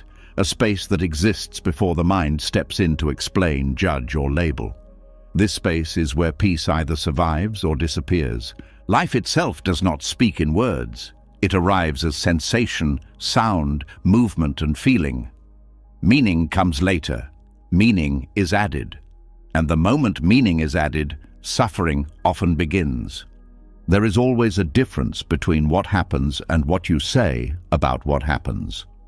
The event and the story are not the same. The body experiences the event. The mind interprets it. Confusion arises when interpretation is mistaken for reality. Experience is neutral before meaning touches it. Sensation has no opinion. A tight chest is just pressure. A fast heartbeat is just rhythm. Sadness is heaviness. Fear is energy. None of these say anything about who you are or what your life means. Meaning arrives only when the mind speaks. The mind is fast. It interprets almost instantly, so quickly that most people never notice the raw experience beneath the interpretation. The mind says, "This is bad, this is dangerous, this should not be happening." In that moment, suffering is born. Suffering is not caused by sensation, it is caused by conclusion. The mind believes interpretation is necessary for survival. It thinks labeling helps you respond. Sometimes it does. Often it does not. When interpretation becomes automatic, it replaces observation. You stop seeing what is actually happening and start reacting to what you think it means. This is where acceptance becomes transformative. Acceptance slows the process. It keeps attention with experience long enough for meaning to soften or not form at all. Observation stays with sensation. Interpretation jumps to narrative. Narrative feels helpful because it creates coherence. But coherence is not always truth. It is often habit. The mind uses past experiences to interpret the present. If something once hurt, similar sensations are labeled as danger. This happens even when conditions have changed. For example, tension in the body may be interpreted as failure or weakness, but tension may simply be fatigue or emotion moving. The meaning creates suffering where none existed. Acceptance invites you to notice sensation without immediately deciding what it means. This does not require effort, it requires curiosity. Curiosity says, what is actually happening right now? This question keeps awareness in the present. It prevents time travel. It prevents identity from attaching. When you stay with sensation, something surprising happens. Sensation changes. It moves. It intensifies or fades. Meaning, on the other hand, freezes it. When you say, "This means I am broken," the sensation tightens. The body responds to the meaning, not the sensation. Stress hormones increase, muscles contract. The experience becomes heavier. Meaning has power because the body believes it. The body does not understand language, but it understands threat. Meaning often signals threat. Acceptance removes threat by removing interpretation. This does not mean you never interpret. It means you do not confuse interpretation with reality. Reality is what is felt. Meaning is what is thought. When you see this clearly, you gain choice. You can allow meaning to arise without obeying it. This space between experience and meaning is where freedom lives. Most people collapse this space. They live as if experience and meaning are one. They say, "I feel anxious, therefore something is wrong. I feel sad, therefore life is bad." These conclusions feel logical, but are not inevitable. Acceptance reopens the space. In that space, you can feel anxiety without panic. You can feel sadness without despair. You can feel anger without violence. The feeling remains. The suffering does not multiply. Multiplication happens when meaning adds layers. The original sensation may be uncomfortable, but the added story creates suffering. For example, physical pain hurts. The story that it should not be happening, that it will never end, that it means something is wrong with you, creates suffering. Acceptance does not remove pain. It removes the extra layer. The Buddha described this as the second arrow. The first arrow is the pain of life. The second arrow is the pain you add through resistance and interpretation. Acceptance drops the second arrow. Dropping the second arrow does not require understanding everything. It requires staying with what is felt without jumping to what it means. This staying is not passive. It is attentive. Attentive presence reveals details. Sensation has texture, movement, temperature. These details ground awareness in experience. Grounding prevents escalation. Escalation happens when the mind runs ahead. The mind often believes it must explain to protect. But explanation is not the same as response. Response arises from clarity. Clarity comes from observation. Interpretation clouds clarity. When you observe without rushing to meaning, patterns reveal themselves naturally. You see how sensations rise and fall. You notice how thoughts follow sensation, not the other way around. This reverses a common belief. People think thoughts create feelings. Often feelings arise first, and thoughts explain them later. Understanding this changes your relationship to thought. Thought is commentary, not command. Meaning is suggestion, not fact. When you see this, suffering loosens. The space between experience and meaning is also the space where compassion lives. When you stop interpreting your own sensations harshly, you stop interpreting others harshly. You see behavior as response to experience rather than moral failure. This does not excuse harm, it contextualizes it. Context allows wisdom. Wisdom responds appropriately instead of reacting blindly. This space also reveals how quickly the mind personalizes experience. It says, "This is happening to me. This means something about me." Acceptance removes the personal reference. Experience happens. Conditions arise. They are not commentary on your worth. This realization reduces shame. Shame is interpretation layered on sensation. Acceptance allows sensation to exist without identity attached. Without identity, sensation passes more easily. Identity sticks experience. This is why acceptance is so powerful. It prevents identification at the root. Most people think acceptance is about emotion. It is actually about meaning. When you accept, you stop forcing meaning onto experience. This does not make life meaningless. It makes meaning flexible. Meaning becomes something you can engage with rather than something that controls you. The mind often resists this because it wants certainty, it wants conclusions, it wants clarity now. But clarity born of interpretation is fragile. Clarity born of observation is stable. Observation reveals what interpretation hides. For example, you may observe that sadness feels heavy but also soft, that it comes in waves, that it changes with breath. These observations reduce fear. Fear comes from not knowing what is happening. Observation creates familiarity. Familiarity reduces threat. Acceptance is not about convincing yourself that everything is okay. It is about seeing clearly that experience does not need justification. Experience is allowed to exist. Meaning can come later or not at all. When meaning is not forced, it often emerges organically. It is quieter, more accurate. This kind of meaning does not create suffering. It supports understanding.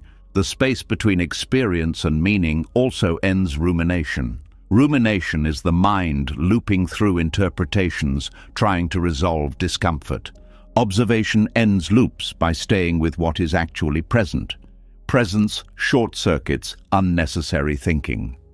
The nervous system relaxes when thinking slows. Relaxation improves perception. Improved perception reduces misinterpretation. This creates a virtuous cycle. You begin to trust experience without immediately explaining it. Trust reduces fear. Fear drives interpretation. When fear fades, interpretation softens. Acceptance builds this trust gradually. Each time you feel something without labeling it, you strengthen awareness. Each time you notice interpretation without believing it, you weaken suffering. This is a practice, not a destination. Some moments you will interpret quickly. That is human. Acceptance includes this too. Do not judge yourself for interpreting. Judgment is just another layer of meaning. Simply notice. Return to sensation, and this returning builds stability. Stability allows presence. Presence reveals freedom. Freedom is not found in meaning. It is found in awareness. Awareness holds meaning lightly. When you live this way, life feels less heavy. You carry fewer conclusions. You stop turning every sensation into a verdict. Verdicts create prisons. Observation creates space. In that space, you can feel deeply without drowning. You can think clearly without clinging. You can respond wisely without rushing. This is not a mystical state. It is a natural function of awareness when not interrupted. Acceptance protects this function. As the space between experience and meaning becomes clearer, another fear quietly arises. If you stop interpreting harshly, if you stop resisting what is, does that mean you must accept everything and everyone without limits?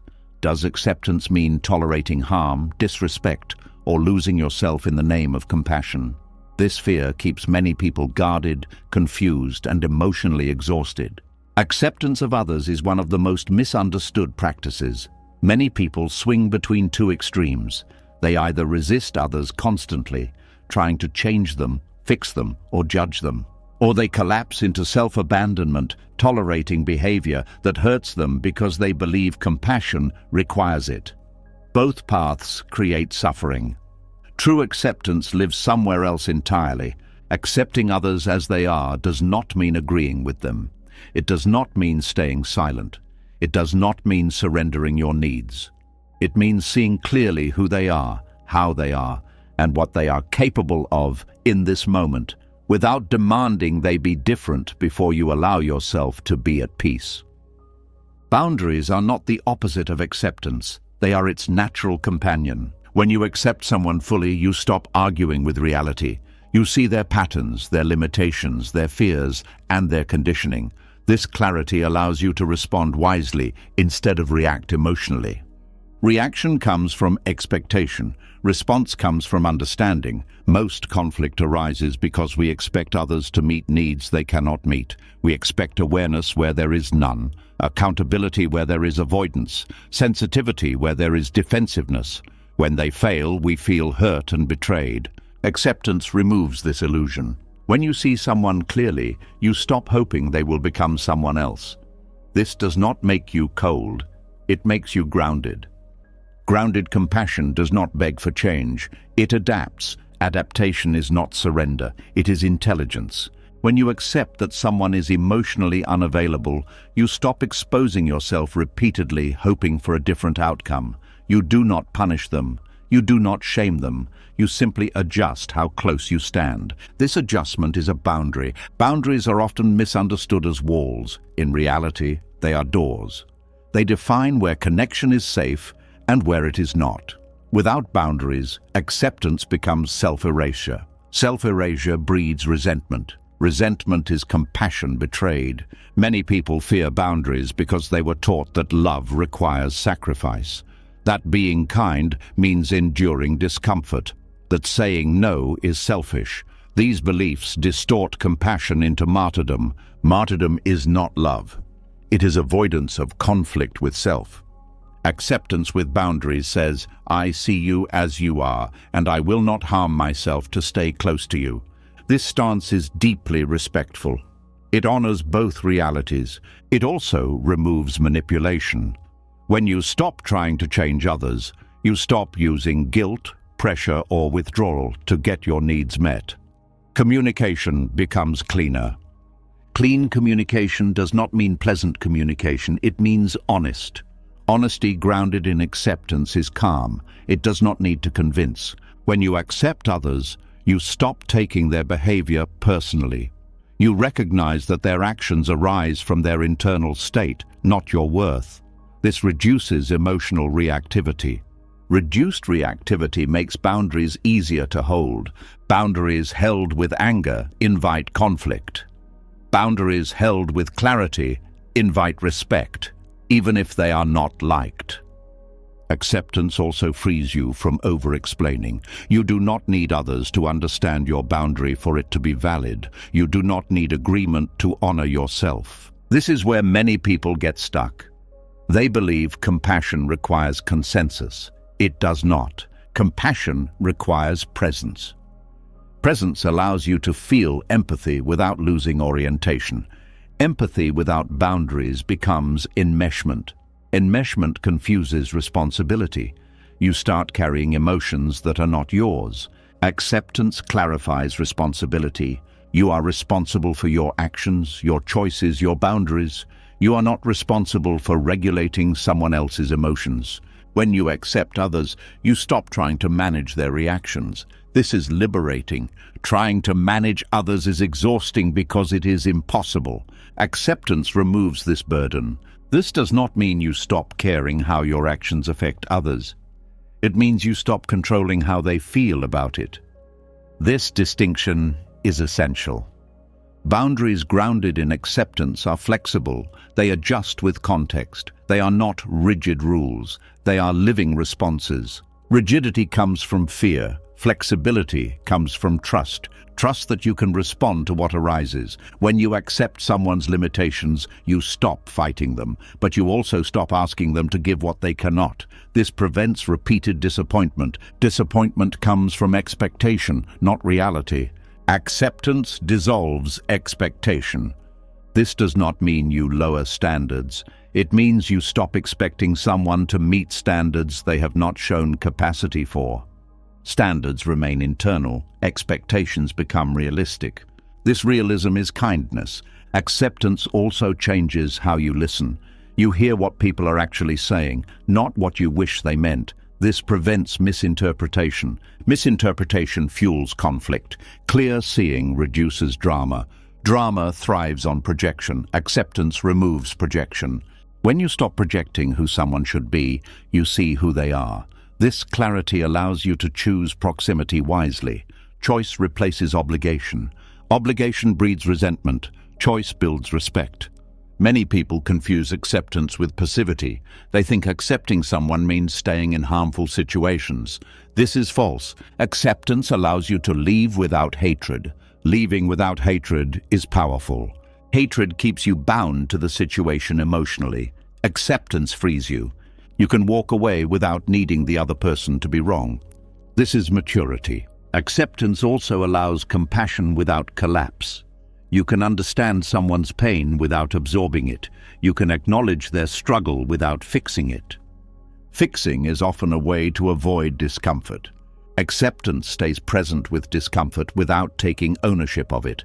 This presence can be healing without self-sacrifice. In relationships, acceptance with boundaries creates safety. Safety allows honesty. Honesty deepens connection. Without boundaries, honesty feels dangerous. Acceptance also helps you forgive without reconciling. Forgiveness releases emotional burden. Reconciliation requires trust and change. These are different processes. Many people stay in harmful relationships because they confuse forgiveness with access. Acceptance clarifies this distinction. You can accept someone fully and still choose distance. Distance is not rejection, it is care. Care for yourself and for the reality of the other. Boundaries also protect compassion from burnout. Without boundaries, compassion becomes depletion. You give until you have nothing left. Depletion breeds bitterness. Acceptance ensures compassion remains sustainable. It allows you to say yes when you mean yes and no when you mean no. Clarity replaces guilt. Guilt often arises when boundaries are set from fear. Acceptance dissolves guilt by aligning action with reality. When you accept your own needs, boundaries feel natural. Self-acceptance is the foundation of accepting others. Without self-acceptance, boundaries feel like aggression. With self-acceptance, boundaries feel like honesty. Acceptance also changes conflict. Conflict becomes information rather than threat. You listen more. You defend less.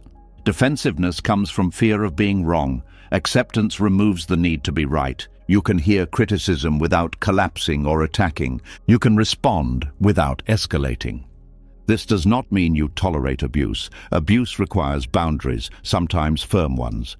Acceptance does not weaken boundaries, it strengthens them. Boundaries set without acceptance are fueled by anger. Boundaries set with acceptance are fueled by clarity. Clarity is stable. Acceptance also prevents you from abandoning yourself to keep peace. Peace built on self-abandonment is fragile. True peace includes you. Including yourself in compassion is not selfish, it is necessary. Many people grew up learning to prioritize others to stay safe. Acceptance helps unwind this conditioning. You learn that you can care without disappearing. This is liberation. As acceptance of others deepens, you may notice less internal conflict.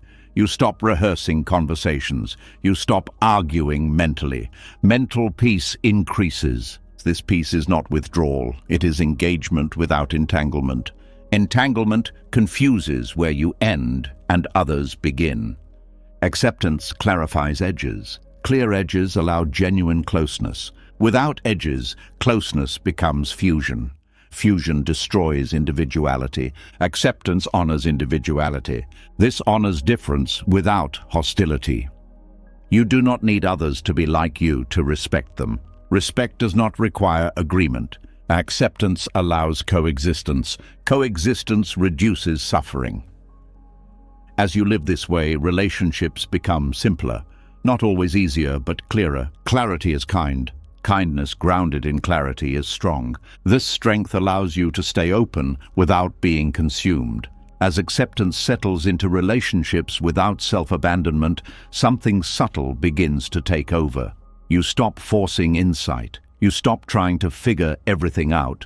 And strangely, clarity starts appearing on its own. Not as loud conclusions, but as quiet knowing. This is the moment many people miss because they are still looking for wisdom instead of allowing it. Wisdom does not arrive through struggle. It arrives when struggle ends. Most people believe clarity is something you earn by thinking harder, analyzing longer, or pushing through confusion. They treat wisdom like a prize at the end of effort. But wisdom is not created by effort. It is revealed when effort relaxes. Non-resistance removes interference. Interference is the constant mental noise of fixing, judging, comparing, and controlling. When this noise quiets, perception sharpens. You begin to see what was always there, but drowned out by urgency. This is why insight often comes in moments of surrender, in the shower, on a walk, late at night when you stop trying. The mind is relaxed enough to let understanding surface. Understanding does not come from force, it comes from alignment. When you stop resisting what is, you stop distorting it. Distortion requires tension. Clarity requires openness. Non-resistance allows reality to show itself without filters. You see patterns instead of fragments. You notice timing instead of chaos. You sense when to act and when to wait without needing justification. This sensing feels intuitive, but it is not mysterious. It is the nervous system functioning without threat. Threat narrows perception. Safety widens it. When you are resisting life, the body is tense. The brain prioritizes survival over insight. It scans for danger, not meaning. Non-resistance signals safety, allowing higher perception to come online. This is biological, not mystical. Wisdom emerges when the system is regulated. Many people confuse wisdom with intelligence. Intelligence processes information. Wisdom integrates experience. Integration requires stillness. Stillness allows experiences to settle into understanding. When you stop fighting emotions, they complete themselves. When they complete, they leave information behind. That information becomes wisdom. Incomplete emotions distort perception. Completed emotions clarify it. This is why suppressing or indulging emotions delays wisdom. Both interrupt the natural cycle. Non-resistance allows the cycle to finish. As cycles complete, the mind becomes less cluttered, less reactive, more spacious. In this space, insight feels obvious, not dramatic, obvious. You realize what matters and what does not without debating it. You stop chasing answers and start trusting discernment. Discernment is wisdom in motion. Discernment does not argue. It chooses quietly. This quiet choosing is often mistaken for passivity, but it is precise. You act with less effort and better timing. Effortless action is a hallmark of wisdom. This does not mean action disappears. It becomes aligned. Alignment means your thoughts, emotions, and actions point in the same direction. Resistance fractures this alignment. Non-resistance restores it. Restored alignment feels like ease. Ease is not laziness. It is efficiency without strain. The ego resists this because it equates effort with value. It believes that if something feels easy, it must be shallow. But depth does not require tension. Depth requires openness. Water is deep because it yields. Wisdom yields to reality instead of pushing against it. When you stop resisting, you stop insisting on your version of events. You become available to what is actually happening. Availability allows learning. Learning that comes from availability is embodied. It changes behavior without needing reminders. You do not have to remember wisdom. You live it. This is why non-resistance feels like intelligence returning home. You stop second-guessing. You stop over-explaining. You stop rehearsing. The mind quiets not because you forced it, but because it has nothing left to argue with. Arguments require opposition. Non-resistance removes opposition. Without opposition, thought becomes functional instead of compulsive. Functional thought solves practical problems and then rests. Compulsive thought keeps working even when nothing needs to be done. Wisdom knows when to stop.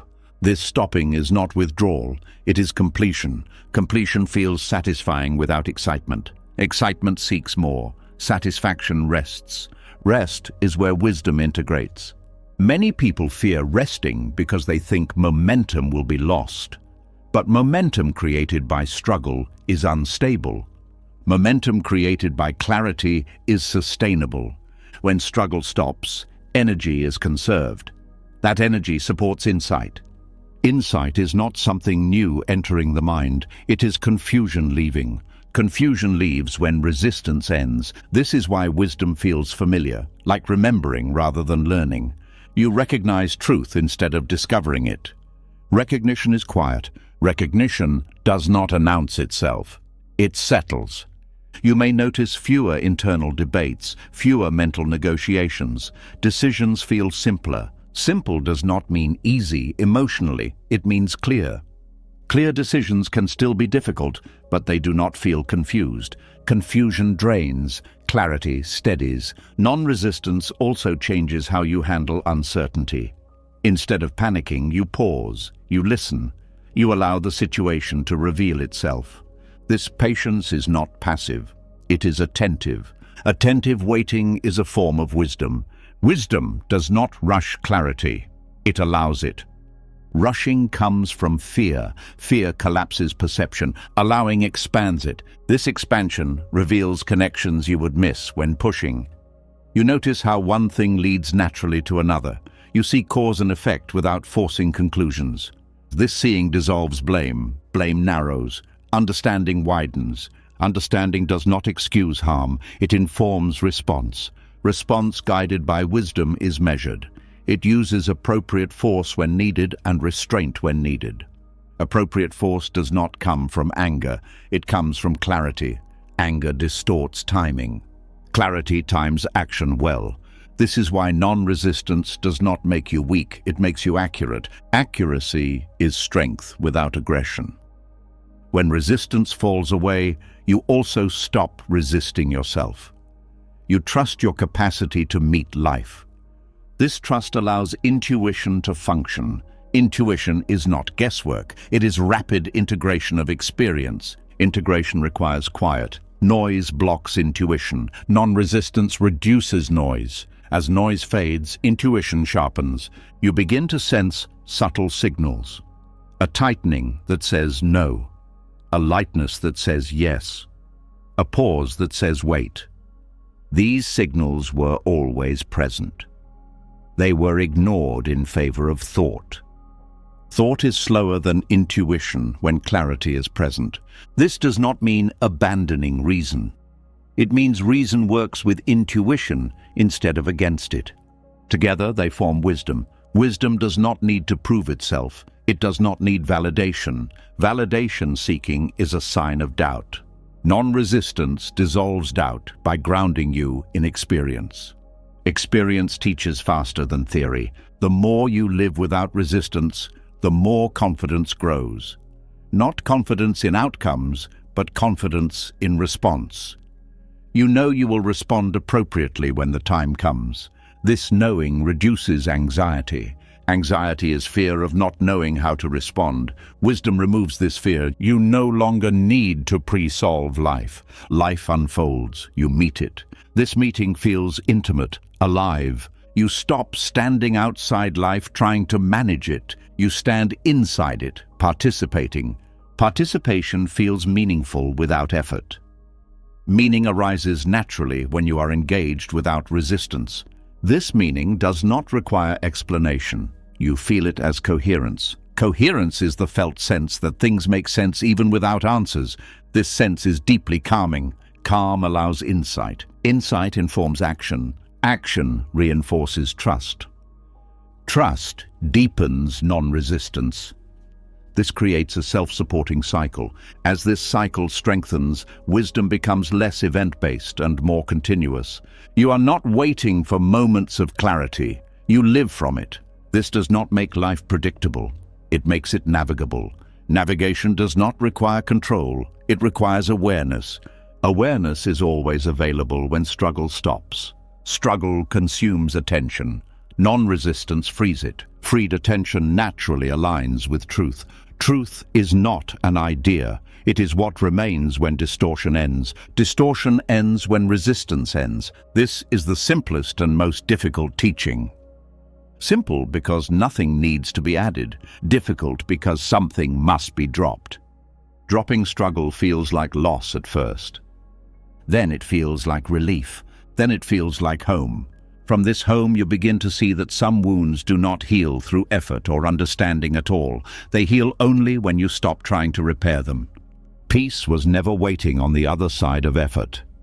It was never hidden in control, improvement, or understanding. It was here the moment the fight stopped. Throughout this journey, one truth kept revealing itself again and again. Suffering did not come from life being difficult.